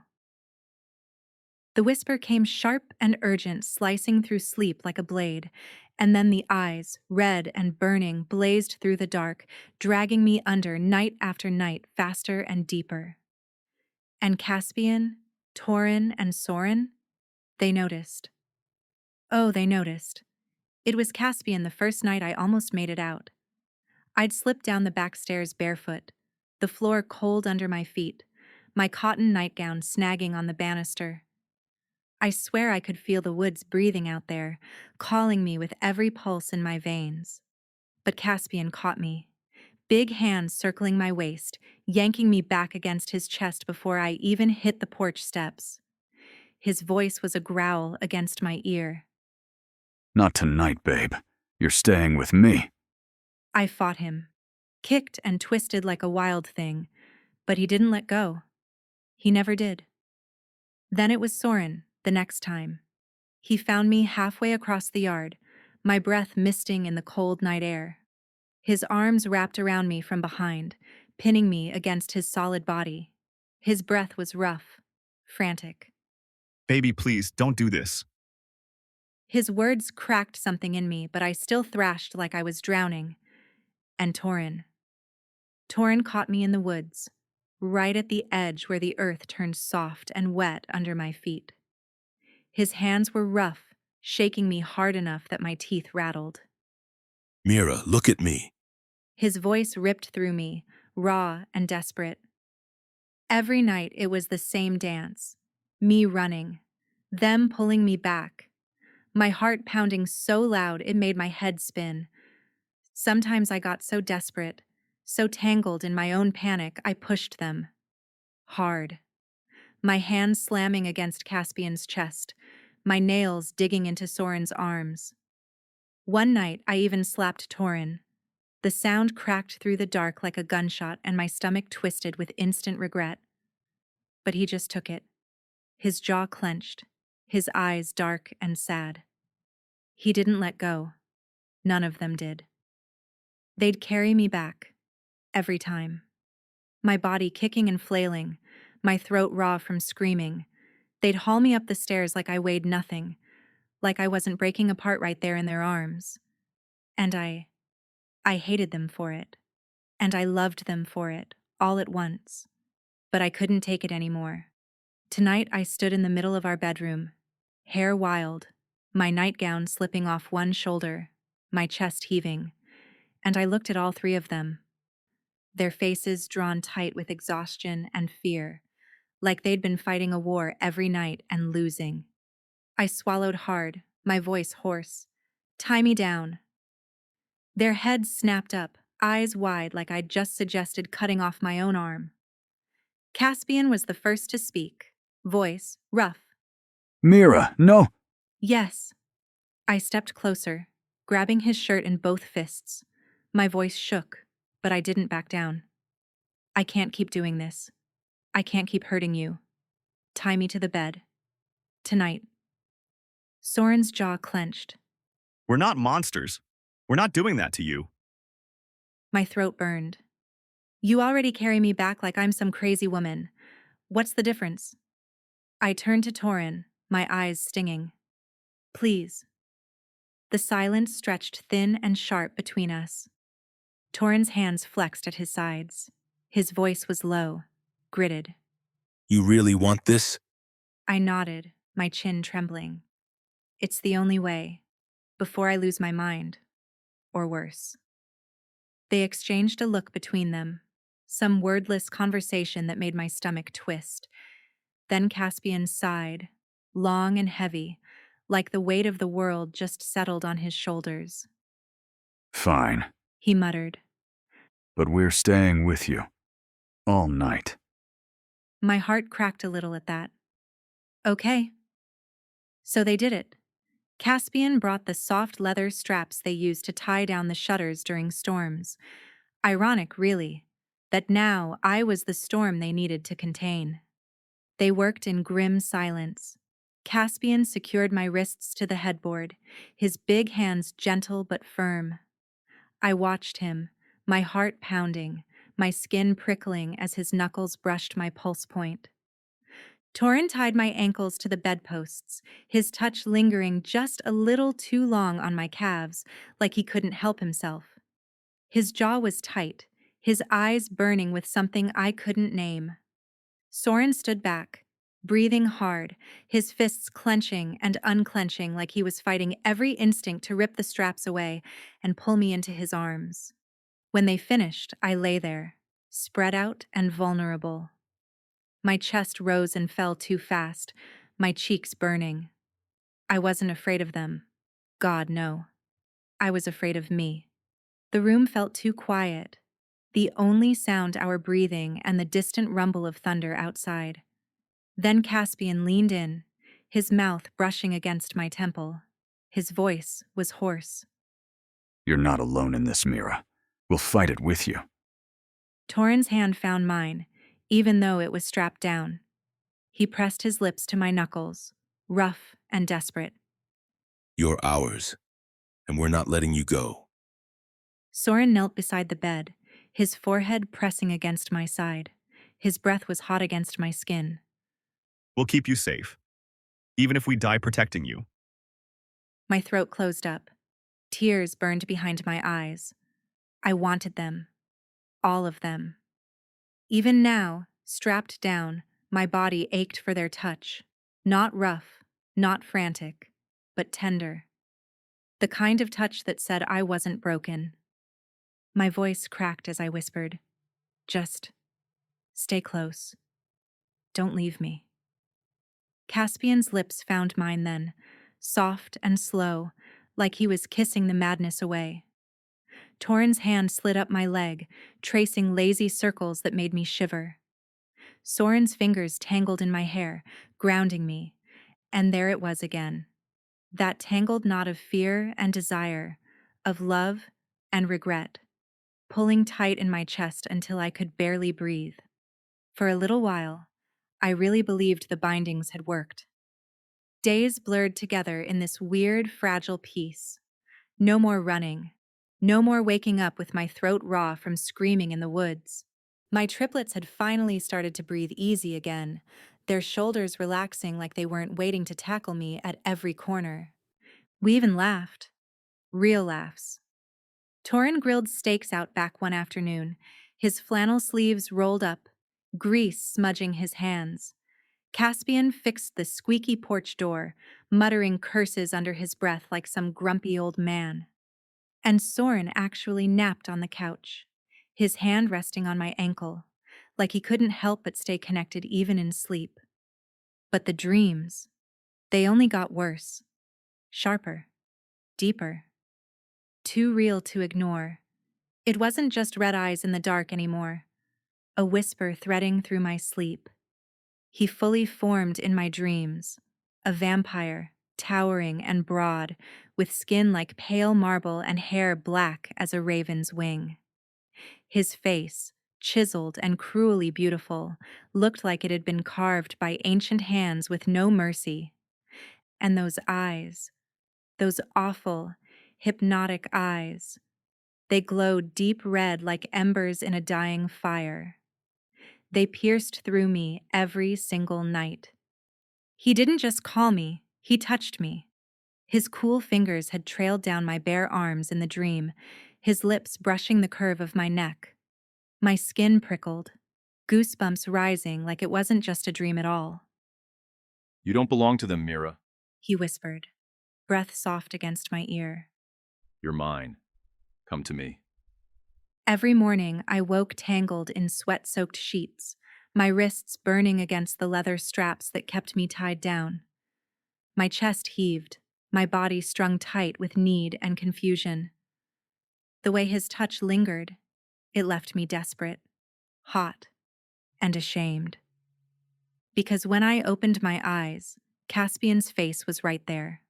Soft in sleep, his mouth parted like he trusted me completely. Torin's hand slung over my hip, heavy and warm, anchoring me to the bed. Soren's knuckles brushing my wrist, still tangled in my hair like he couldn't bear to let go. And me?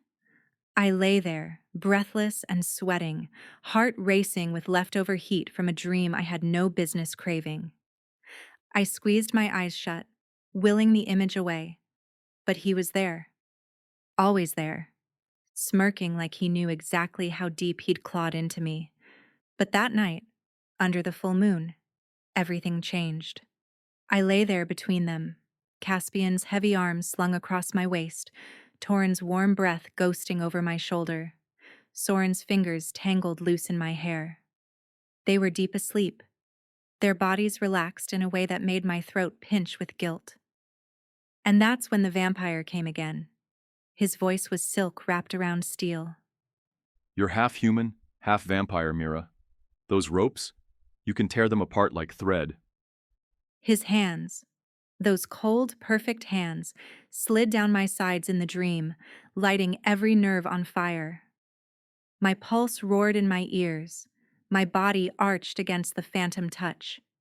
And when I blinked awake, my heart pounded so hard I thought it might burst. I looked around. Caspian's mouth parted slightly, a soft snore rattling out. Torin's lashes fluttered, lost in some peaceful dream. Soren's grip on my hair had gone slack. They looked so peaceful, and I didn't want to be apart from them. But then the vampire's voice echoed again. Come to me, Mira. You don't belong to these little wolves. And something inside me, something ancient and wild, snapped free. Before I could think, my body moved. I yanked, and the straps shredded like they were nothing. Leather tore.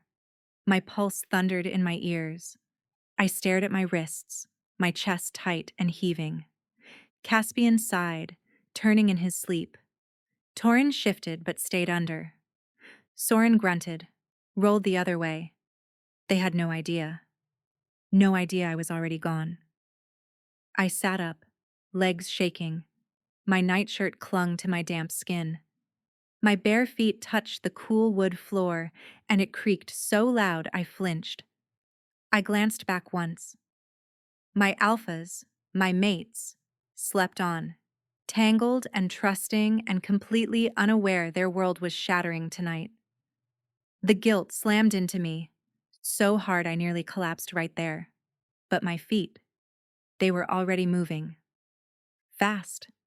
Down the hall, past worn rugs and pictures that blurred as I passed. The screen door groaned when I shoved it open, night air slapping against me, cool and sharp. And then I ran. The grass was slick beneath me. Branches clawed at my skin, snagged in my hair, but I didn't care. My lungs burned, but I didn't stop. The woods closed in. Dark. Thick. Alive. But I crashed through like I was meant for this. Like I'd been waiting my whole life for this run. And when I broke through the trees, he was there, standing at the border where the wolves' land ended and the vampires began. Massive in the moonlight, shoulders broad enough to block out the sky, that fine black coat hugging his frame. Gold threads glinted on the fabric like veins of fire. His posture, straight, commanding, like he owned every shadow and every star above us. His face, sharp, flawless, dangerous. High cheekbones, square jaw shadowed just enough. Lips curled into that smirk that made my stomach twist in ways I hated. And those eyes, blood red, burning, locked on me like I was prey he'd finally caught. Behind him, vampires stood waiting, eyes gleaming red with excitement. They called me queen. He opened his arms, his voice rolling over me like thunder. Come, my queen. My knees buckled. I stumbled forward, breath caught somewhere between a sob and a gasp. He caught me, wrapped me in arms that felt like stone and silk at once, heated and cold, comfort and danger. His fingers threaded into my hair, tilting my head back until I had no choice but to meet his eyes. You're home now. He whispered, voice soft but sharp as a dagger. You've run long enough. Your blood knows where it belongs. His lips grazed my temple, featherlight, but it scorched all the same. My body sank into him, as if he was home. Behind him, the mansion rose like a dark dream. Grand, stone walls tall and cold, windows glowing gold like lures. But his arms felt like surrender, like I'd finally stopped fighting something I was never meant to resist. He led me into the mansion. I swear my heart was pounding so loud I could barely hear my own breath. He didn't drag me, no. His hand was firm on the small of my back, guiding me like I was something precious, like I was already his. The place was massive. The ceilings stretched so high I couldn't even see where they ended, heavy black velvet drapes hanging like shadows from every corner. The air smelled thick, like old wood, candle smoke, and something darker underneath. Blood, maybe. I didn't want to know. His voice poured over me, smooth as silk and sharp as a blade. I am Sebastian, king of the vampires. With a flick of his hand, he motioned to the throne behind him, enormous, carved from black stone, its gold accents twisting like thorns along the arms, cruel and beautiful all at once. Sit, He murmured, eyes burning into me. sit, my queen. I felt my legs move before my brain caught up, like I was floating through a dream, not standing on my own 2 feet. I lowered myself onto that cold, smooth leather, and the second I did, I heard them. The vampires.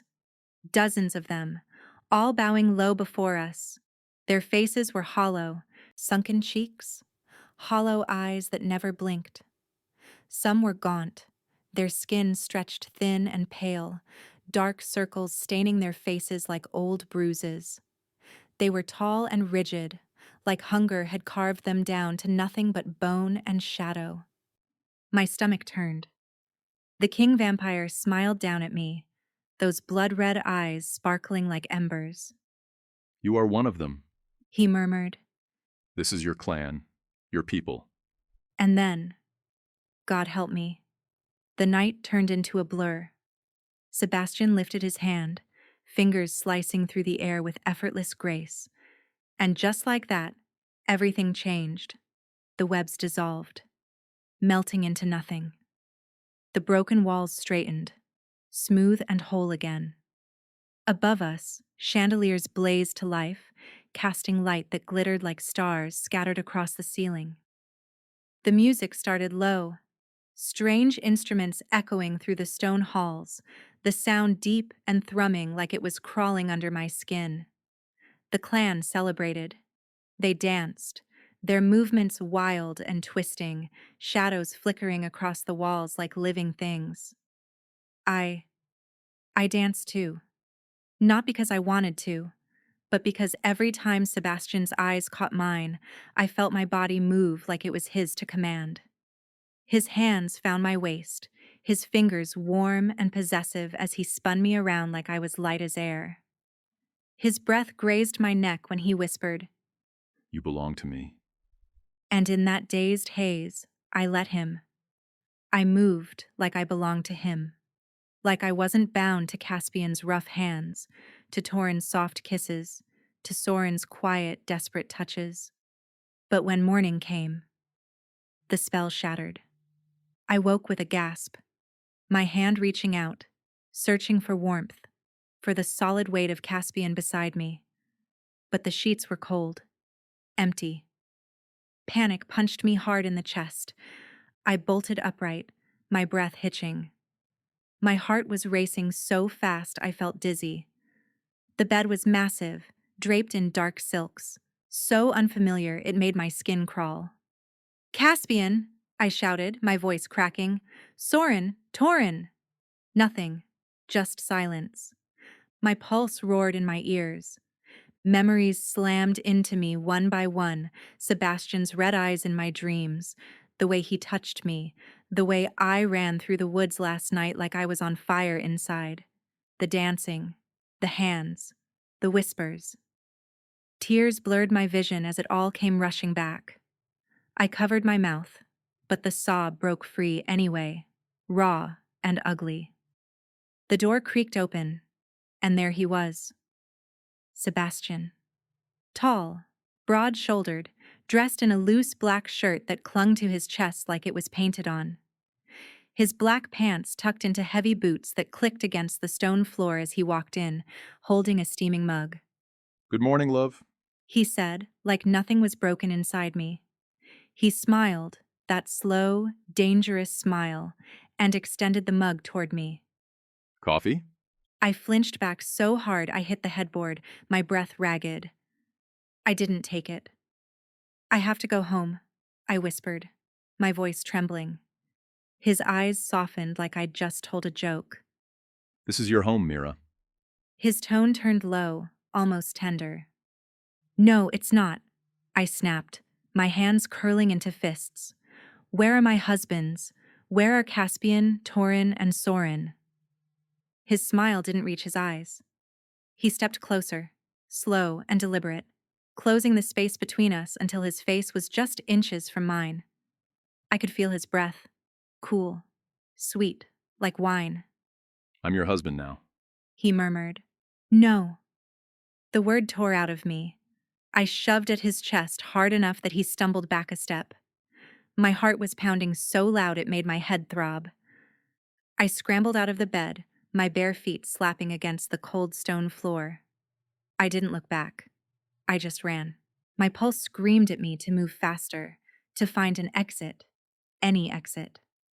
The hallways twisted and turned like a maze, the walls lined with flickering torches that cast shadows too big, too wild. But I didn't stop until I saw it. The border.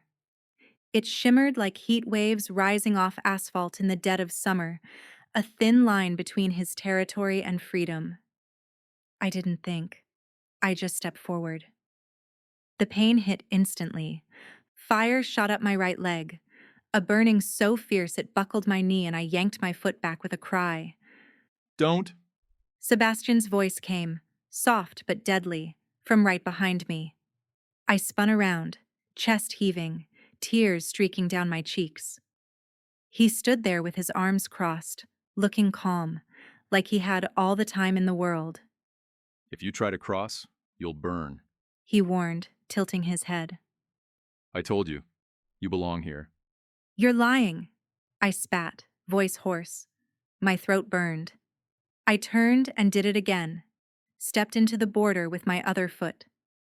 Pain lanced through me, stealing my breath. I cried out, stumbling. Before I hit the ground, he was there. Sebastian scooped me up into his arms like I weighed nothing. His grip was firm, unyielding, but careful not to jostle my burned leg. Stubborn. He muttered, carrying me back inside like I hadn't just tried to run. I sobbed against his chest, my fists weakly pounding at him. Let me go. I want to go home. His chest rumbled with a low growl as he held me tighter. You are home, Mira. You just haven't accepted it yet. My tears came harder, soaking through his shirt. Because deep down, a dark little part of me was terrified he might be right. Sebastian carried me back inside. He pushed through those heavy double doors like they weighed nothing, his chest solid against my back, my burned leg throbbing with every step he took. My fists were weak now, limp against his chest. My tears, hot and bitter, drying sticky against my cheeks. The mansion swallowed me whole again, dark and endless, candles flickering like they were laughing at me. He didn't say a word as he laid me back on that massive bed, my body sinking into the plush black silks. My heart hammered like a caged thing, desperate to break free. Then Sebastian clapped, 3 sharp snaps of his hands that cracked through the air. 2 servants appeared from the shadows almost instantly, heads bowed so low I couldn't even see their faces. One was tall and willowy, dressed in deep red, the other smaller, her blonde hair braided tight against her scalp. Their movements were sharp, precise, no wasted breath. Your queen is hurt, Sebastian announced, his voice cold and commanding. The taller servant's eyes flickered up just a fraction before she gave a sharp nod and vanished, returning in seconds with a black lacquered box. She knelt beside me, opening it to reveal vials, cloths, and salves that smelled sweet but sharp, like honey mixed with iron. Before she could touch me, Sebastian's hand caught her wrist. I'll tend her, He said, voice low but firm. The servant's lips curled just a little before she masked it again and bowed. She stepped back into the shadows without another word. I flinched when Sebastian's fingers touched my leg. His hands were large, rough at the fingertips, but cool. His touch weirdly careful for someone who looked like he could snap me in two without breaking a sweat. I'm sorry. He murmured, dabbing the salve against the angry red burn. I hissed through my teeth, the sting making my eyes water all over again. I'll be gentle. He added, his voice soft now, almost like he was speaking to a spooked horse. We're not used to being gentle. My throat tightened. I bit down hard on the inside of my cheek just to keep from sobbing again. "What do you want from me?" I whispered. My voice was raw, cracked at the edges like an old record. Sebastian paused. His red eyes lifted to meet mine, locking me in place like a pin to a butterfly. I just want you to stand by my side. He said simply, wiping the cloth over my skin with practiced care. That's all. My chest clenched. I shook my head, my hair sticking to my damp cheeks. "You're lying." He chuckled, deep and low, a sound that made goosebumps race down my arms. Of course I'm not. He set the cloth down and leaned in closer, the weight of him stealing the air from the room. If I wanted something else, I'd have done it by now. I wouldn't have treated you like this. I'd have made you my prisoner if that was my plan. His words settled over me like a net, soft but unyielding. He finished wrapping the bandage around my leg, fingers lingering just a moment too long against my calf before he straightened up. His scent hit me, cool, dark, with that faint metallic tang that made my stomach twist. Then he did it. Sebastian leaned down and pressed his lips to my cheek. It wasn't hard. It wasn't rough. It was soft, almost tender. But it burned worse than the border. I jerked away from him, my body recoiling on instinct. My breath hitched hard, chest heaving like I'd run miles. "Don't." The word was a ragged scrape from my throat. Sebastian didn't flinch. He just smiled, slow and knowing, like he expected nothing else. He pushed off the bed with that same calm grace, adjusting his cuffs like this was all just business. Rest, Mira. He said smoothly. You'll feel better in the evening. And then he turned, long strides carrying him toward the door. His silhouette was massive against the candlelight. Broad shoulders, straight back, head high like a king surveying his kingdom. The door clicked softly behind him, leaving me in the thick silence. I sat there, body shaking, head pounding with every heartbeat. The bandage on my leg throbbed in time with my pulse. My cheek burned where his lips had touched, even though I scrubbed at it with my palm until my skin turned red. I wanted to scream. I wanted Caspian's rough voice calling me. Sweetheart. Soren's trembling hands cupping my face, Torrin's lips whispering against my temple. But all I had was this empty, cold mansion and the sound of my own breaking heart. Days blurred together in this place. By night, I'd slip under his spell.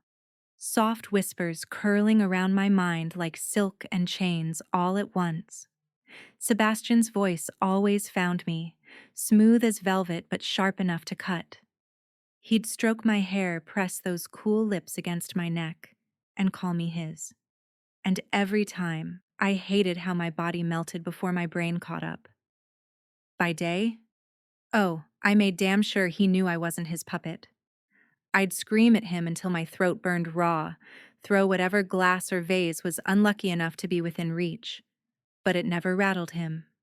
Sebastian, the vampire king, only watched me with that lazy smile, like he had all the time in the world to wait me out.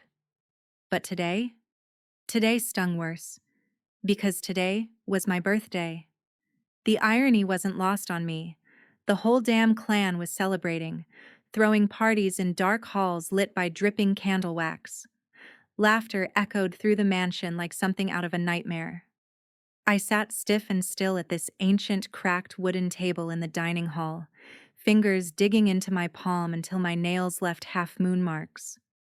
My heart thudded heavy in my chest, and I kept swallowing down that lump in my throat. 2 servants shuffled in, their heads ducked low. Both women, both dressed in black silks that dragged along the floor like shadows. Their arms were piled high with dresses, every fabric rich and heavy, velvets, satins, lace. Queen. One of them mumbled, voice flat. His Majesty asks you to choose for tonight's gathering. I swallowed hard. Queen. God, the word made my skin crawl. But I sighed and stood up anyway, fingers brushing over the dresses with a kind of numb detachment. Every color was dark, blacks, deep greens, midnight blue, except one.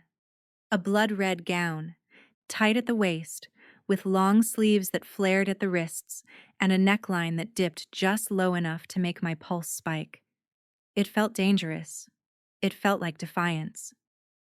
That one, I muttered, grabbing it before I could second-guess myself. The servants bowed again and vanished, as quiet as they came. Minutes later, the makeup woman arrived. She looked like she'd stepped straight out of some twisted Halloween party, too pale, with blackened lips and dark, heavy eyeshadow that made her look almost skeletal. Her hands were cold as ice as they worked, brushing and blending, dabbing something sharp-smelling against my skin. You look beautiful, She said in a voice that was too sweet, too brittle. I blinked at her through the mirror. Why do you all look so... I paused, searching for the word. Ugly? Why's your skin so cold? She smiled, and it sent a shiver skating down my spine.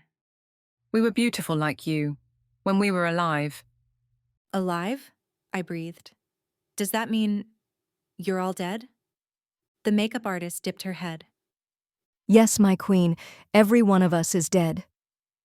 Her voice was as cold as her touch, sending a shiver through me. His Majesty has asked us not to show you our true faces. He fears they would frighten you. She said it softly, but there was no warmth there, only a chilling honesty that made my skin prickle. And just like that, she turned and swept out, leaving that sentence hanging in the air like smoke. I sat there frozen for a beat, staring at my reflection. My face painted, my lips stained deep crimson, my eyes rimmed with black kohl that made the green pop too bright. I didn't recognize myself. Next came the hairdresser. She didn't say a word, just worked quick and sharp, pinning my curls back with silver clasps that bit against my scalp. I caught flashes of her reflection, hollow cheeks, thin lips pressed tight. When she finished, I looked every inch the queen they wanted me to be. Blood red and dangerous. But inside, I felt like I was breaking apart, one jagged piece at a time. I stood slowly, the dress hugging every curve, heavy fabric whispering against the stone floor. My bare shoulders prickled with goosebumps from cold. The mansion was always this strange, stuffy cold. I wrapped my arms around myself, fingers digging into my elbows. Happy birthday, Mira, I muttered bitterly under my breath. And somewhere deep inside me, that quiet voice whispered back, they're coming for you. Caspian, Soren, Torin, my mates, my home. I had to believe it. By the time evening bled into night, I heard his footsteps, steady, unhurried. Sebastian appeared in the doorway, draped in another black coat that caught the candlelight, the crimson shirt beneath it making his pale skin seem almost ethereal. His eyes, though, they locked on me like I was the only thing in the room worth breathing for. You look pretty. He murmured, his voice a slow caress that curled around my ribs. I didn't answer. Couldn't. Really. Because the spell was already creeping in again. That invisible thread tugging me toward him, soft but relentless. His fingers slipped around mine, cool, elegant, firm, and he led me out of my chamber like we'd done this dance 100 times before. I stumbled just once, but he steadied me, his touch lingering a beat longer than it needed to. My skin prickled, my pulse jumped. God, I hated how easily he unsettled me. The hall we stepped into was old, crumbling, heavy with dust and spiderwebs thick as rope. But then, Sebastian lifted his free hand and made a slow, graceful sweep through the air. And right before my eyes, the world shifted. The webs vanished. the cracked walls smoothed over. Chandeliers flared to life above us, sparkling like starlight.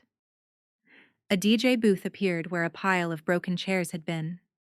Music pulsed low at first, a steady heartbeat that grew louder, richer. The floor beneath my heels shimmered into polished marble, and long tables groaned under platters of food. Meats glazed in dark sauces, fruits that gleamed like jewels, and silver fountains of wine that flowed thick and red. A grand cake stood in the center, towering and decadent. Gasps and cheers echoed through the crowd. The clan, every one of them pale and sharp-eyed, their laughter too high, too wild. But it didn't reach me. Not really, because I was already too far under. Sebastian's hand tightened around mine. Come, love. His voice cracked something in me. I let him guide me to the cake, my heart pounding a traitorous rhythm against my ribs. I smiled as he placed a knife in my hand. Together, we cut through the soft layers, and the clan roared in delight. When he offered me a piece, I fed it to him, fingers brushing his lips. His mouth lingered against my skin just long enough to make my knees wobble.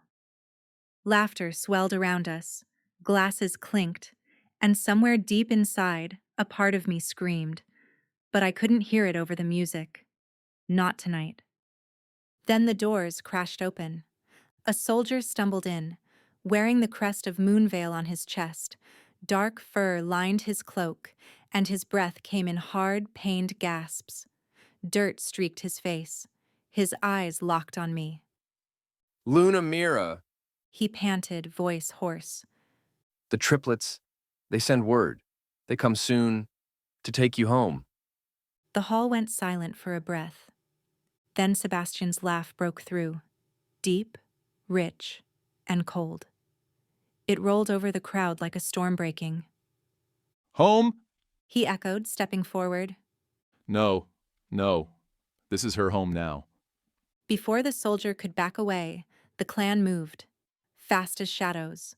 They swarmed him, their fangs flashing in the firelight. The soldier barely got out a strangled cry before they sank their teeth into him, tearing into his skin, drinking deep. I felt my stomach twist, bile rising. My goblet clattered to the floor, forgotten. "Stop!" I screamed, voice cracking. My chest heaved, breath ragged.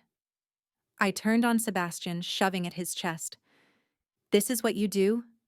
This is who you are?" They starved for months.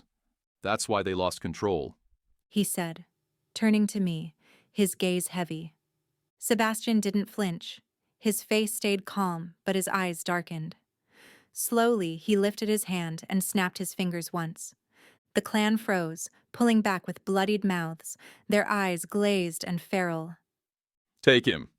Sebastian said coolly, pointing at one of his soldiers. Drop him outside our boundary. The soldier bowed low, already moving. Sebastian's gaze flicked to another vampire, and he pulled a small bottle from his coat, a flask made of dark glass that shimmered like oil in the light. Give him this. Sebastian murmured, voice soft but laced with command. Pour it at the border so the wards won't burn him. Let him crawl back to his alphas with their message. The soldier nodded and vanished with the broken body of the Moonvale warrior. I stood there, shaking. My fists clenched so tight, my nails dug deep into my palms. My chest ached, like my heart was splitting open right inside my ribs. Sebastian was a monster, no doubt about that. But the way he listened, so still and steady, it made something inside me crack wide open. Hours later, or maybe minutes, time was slippery in this place, I found myself back in my room. My head was light, my body warm and loose like I'd drunk too much. But I hadn't touched the wine. It was him. It was always him. The door creaked, and Sebastian slipped in like a shadow. He didn't knock. He never did.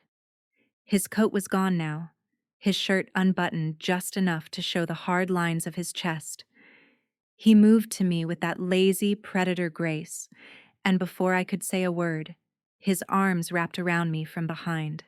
His lips, cool as winter air, brushed my neck. Happy birthday, Mira.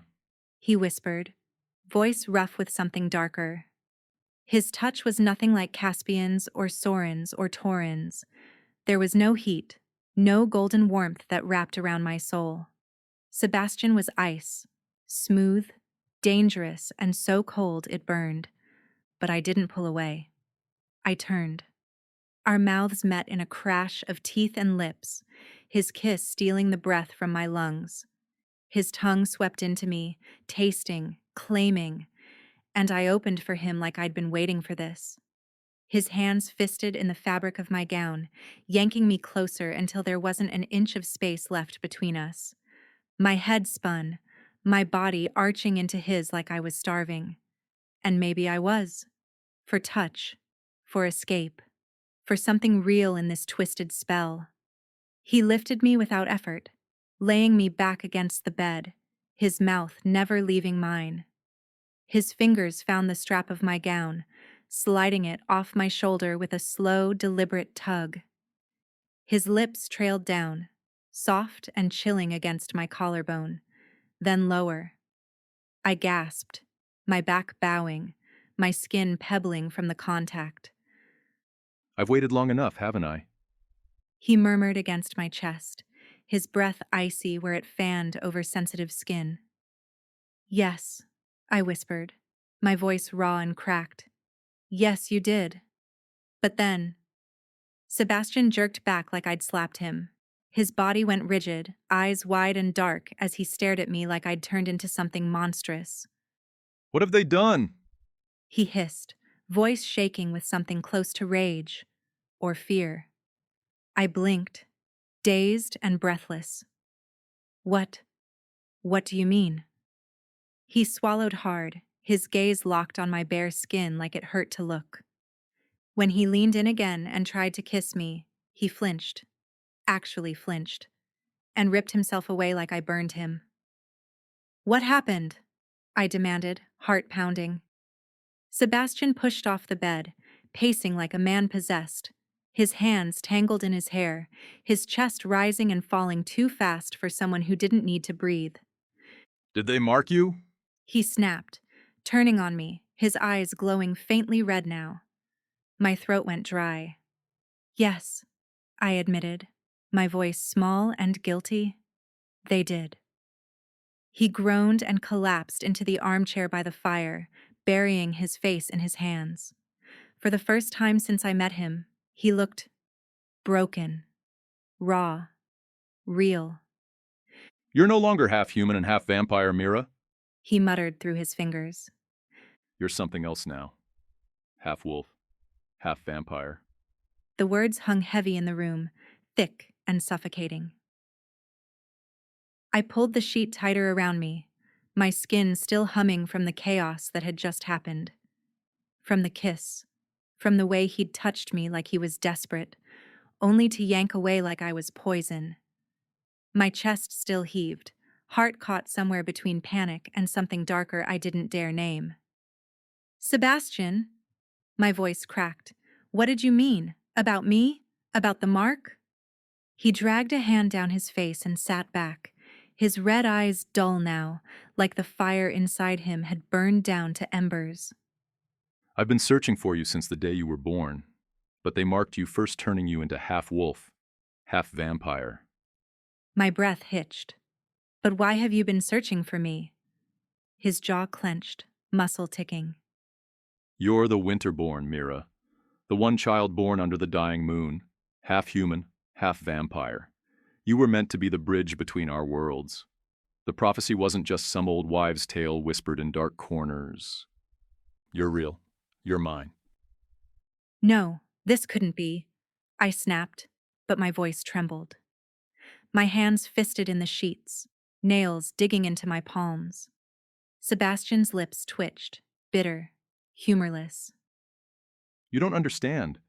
I never wanted this to be about possession, Mira. But you and I, we are bound by fate, by blood, by power. But the triplet alphas, they got to you first. My stomach twisted painfully. Got to me? They saved me. Saved our kind. He stood suddenly, moving across the room in a blur of dark silk and cold fury. He stopped just short of me, his tall frame towering, his breath sharp even though he didn't need air. And what about my kind? The triplet alphas, Caspian, Soren, and Torin, swore an oath decades ago.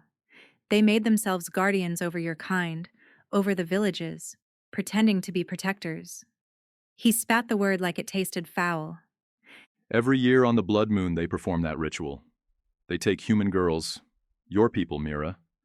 That's how they've stayed strong, how they've kept their power. While my clan, we lost. Every single time. My stomach flipped, nausea rising up hot and thick in my throat. What do you want, Sebastian? To attack them? Want them to die? I asked.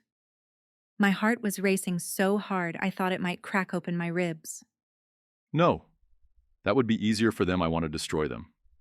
Erase their lineage so completely that no one will remember they ever ruled. He turned to me, his eyes locked into mine with so much hope.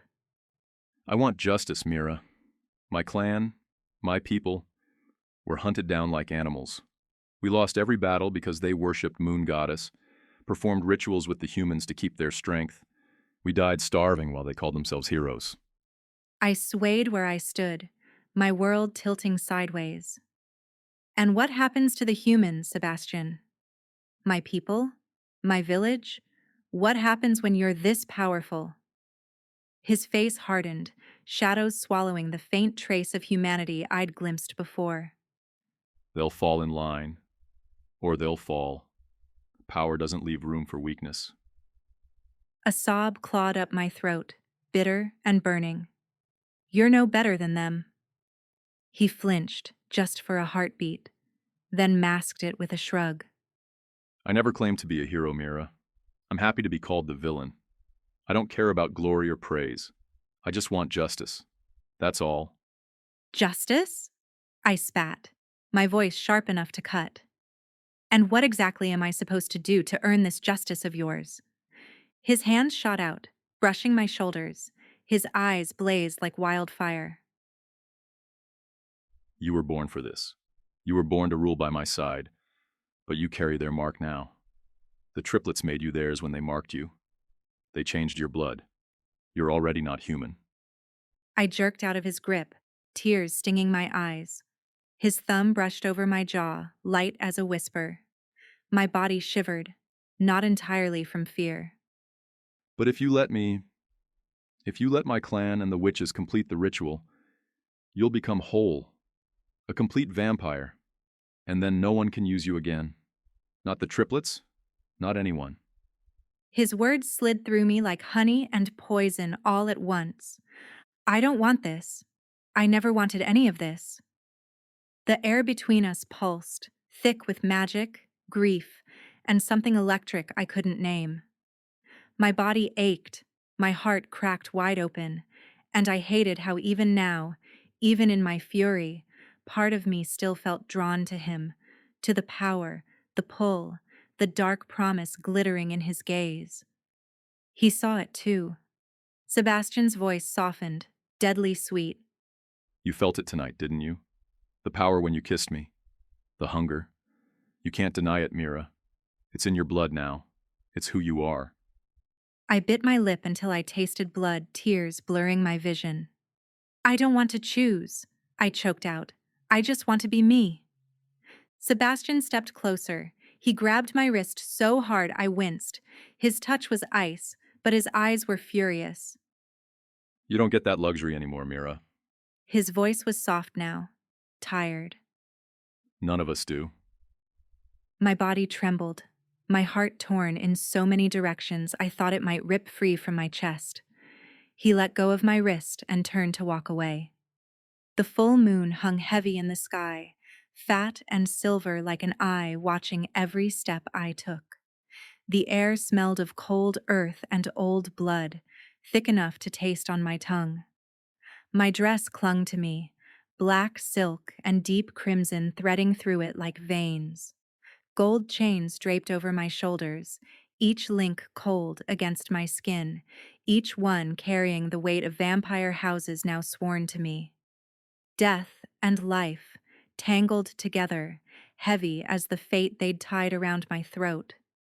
The vampire maidens led me through the mansion's ancient hallways, their bare feet silent against cracked marble floors.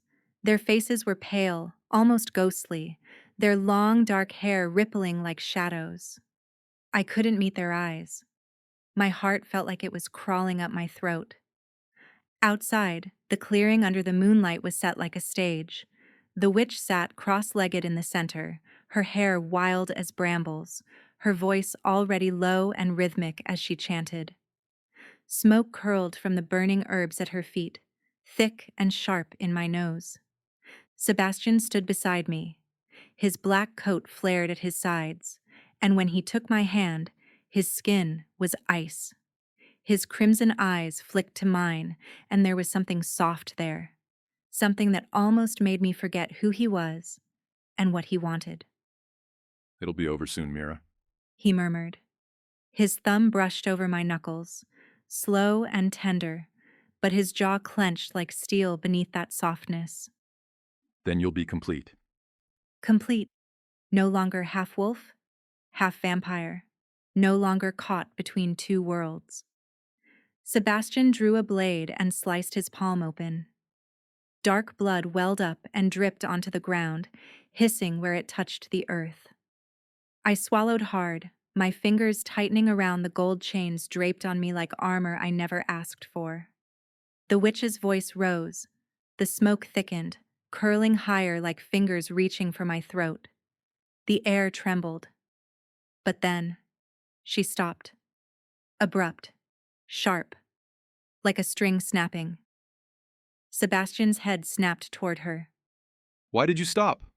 His voice was cold, but under it, I heard the crack, like glass under pressure. The witch's eyes turned to me, then to the trees beyond the clearing. We cannot complete the ritual. Why? Sebastian's voice thundered now, raw and furious. He stepped forward, blood still dripping from his palm. The witch's lips trembled. Because the wolves are coming. And just like that, the ground seemed to tremble beneath my feet. Before she could say another word, I heard them, heavy paws against the dirt, the rustle of bodies moving fast through the trees. Then they appeared. The triplet alphas, Caspian, Taurin, Sorin, burst through the line of pines like a storm breaking open the sky. Caspian's eyes burned gold, his chest heaving as he snarled. You thought you could make her a full vampire, Sebastian? His hand flashed to the sword at his hip, yanking it free with a metallic ring that cut through the clearing like a scream. Sebastian's grip on me tightened, his body stiff as stone. He stepped in front of me, his voice a low growl. She was never yours to mark. Heat crashed through the clearing like a wave. Every vampire in the circle shifted, ready to strike. The wolves behind the alphas let out growls that rattled my ribs. You married her. You marked her. You defied the prophecy. Sebastian spat, his fangs flashing. His voice cracked on that last word, and my heart squeezed so tight it hurt. She was meant to be mine. Caspian's mouth twisted into a bitter smile. We didn't know she was yours, Sebastian. The prophecy was buried, lost. But now... His sword pointed straight at Sebastian's heart. She's our Luna, and we'll fight for her. Taurin's voice boomed, rough and sharp. We swore to protect her from monsters like you. And from monsters like yourselves. Sebastian shot back, stepping closer. His coat flared with the movement, and I could feel the tension like a live wire strung between them all. You mark humans, praise while performing your rituals on blood moons. Don't act like your hands are clean. Soren's lips pulled back in a low snarl. We swore to protect the humans from your kind. Sebastian's face twisted with something dark and bitter. And in doing so, you took her. You changed her. Marked her body when she was meant to stand by my side. The triplets' patience broke. Caspian growled and lunged, the ground trembling under his feet. His sword sang through the air as it met Sebastian's clawed hand with a screech of metal and bone. And then all hell broke loose. The vampire clan charged, their movements fast and vicious, shadows ripping through the night. The wolves roared back, shifting mid-run, fur and flesh twisting as they leaped into the fray. I stood frozen between them, my pulse crashing in my ears, my breaths shallow and quick like I couldn't get enough air. My fingers dug into the gold chains at my shoulders, their weight pulling me down, down, down. Sebastian fought like a storm, wild and furious, but even I could see it. His clan was breaking, falling one by one beneath the wolves' brutal strength. The wolves carried the blessing of the moon goddess, earned through years of devotion. The vampires had no such grace to shield them. My heart cracked wide open. "Stop!" I screamed, my voice raw and desperate. "Please, stop this!" But no one listened. Caspian's sword cut down another vampire, his face twisted in rage. This ends tonight. Sebastian roared back, blood smeared across his face, his chest heaving. Yes, this ends tonight. Either the wolves survive or the vampires. I stepped forward, tears streaking down my face. "You're all the same. You say you're protecting us, but you're just fighting to see who gets to control us." The world seemed to go still. The battle slowed, warriors panting, bleeding, staring at me with wide, uncertain eyes. I turned to Caspian, my voice shaking. "Please, this has to end. Wolves and vampires have been at war for centuries. And for what? More death? More blood? You say you're protector, but look at what you're doing." His jaw clenched, his golden eyes flickering with pain. We can't stop now. They're monsters, Mira. I turned to Sebastian, his face pale and haunted. "And you? You want justice? But at what cost? More death? More war?" Sebastian's shoulders sagged, his red eyes dark and heavy. I just want my people to live peacefully. The silence was deafening. The moon hung above us, watching like some ancient god waiting to see who would fall next. I stepped between them, my hands raised. My body trembled so hard I thought I'd fall apart, but I stood my ground. "No more," I whispered. "No more fighting. No more blood. You'll swear it. Here. Tonight." Sebastian's gaze met mine, his expression softening. If it means peace, I swear, my clan will never take humans again. Caspian's grip tightened on his sword, his face hard as stone. But then, his eyes softened, just a little. If they keep their word, we'll keep ours. Our pack ends the war. The vampires and wolves slowly lowered their weapons, their breathing heavy in the cold night air. My knees nearly gave out with relief. Sebastian stepped forward, his arms tightened around me like he couldn't let go, like his cold body might just shatter if I stepped away. His breath ghosted against my hair as he whispered, voice raw and jagged. You were supposed to be mine. My salvation, Mira. His fingers curled at the back of my neck, desperate. I felt his pain like it was my own, sharp, biting, deep in the bone. My chest cracked wide open. "Sebastian." My voice broke. I couldn't finish. His forehead pressed to mine, cold as winter, but his lips trembled like a man on the edge. Go with them, but no. I searched the world for you, I bled for you, and I'll keep bleeding until there's nothing left. Tears blurred my vision as I clung to him, my nails digging into his coat like I could anchor us both. But I couldn't stay. His mouth brushed mine, soft, broken, lingering just long enough to steal the air from my lungs. And then, like he knew it was the last time, he pulled away. Go, He whispered, voice hollow. Go back to them. They chose you first. You chose them. My knees buckled as I turned. I didn't dare look back. If I did, I'd fall apart. But then, warmth. Caspian's arms wrapped around me the second I stumbled into him. His scent, earth and rain, and something wild hit me like home. His chest rumbled under my cheek as he held me close, tighter than I expected. You're safe now. He murmured against my hair, his lips brushing my temple. Torin's big hand landed on my back, solid and grounding. We thought we lost you. His voice cracked, and I felt the tremble in his fingers. Soren, quiet, steady Soren, cupped my cheek, his thumb wiping away my tears. His golden eyes shone soft in the moonlight. You're ours. You always were. A sob tore from my throat as I buried myself in Caspian's embrace, inhaling that scent that always made me feel like home, the other two pressing close. Torin's lips pressed to the top of my head. Soren's fingers threaded through mine, squeezing tight, but even as they held me, strong and sure, part of my heart still ached for the dead man standing alone in the clearing, watching me go with eyes that would haunt me forever. Caspian's hand found the small of my back, gentle but firm. Come on, sweetheart. He murmured. Let's get you home. Torin and Soren flanked me, close enough I could feel the heat radiating off their bodies. Safe, steady. But my feet felt like they weighed 1,000 pounds as they started to move. Step. Another step. But I couldn't help it. I looked back. Sebastian was still there, hand lowered now.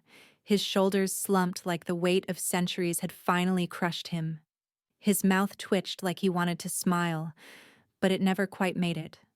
That look in his eyes felt like goodbye and I'm sorry and don't forget me all tangled together. My chest caved in and tears blurred my vision. But I kept walking, one foot in front of the other, because the triplets' hands were on me now, warm, alive, pulling me back to where I belonged. Still, I looked back. One last time, and so did he. And I knew. No matter how much love wrapped around me now, a piece of me would always bleed for what was lost.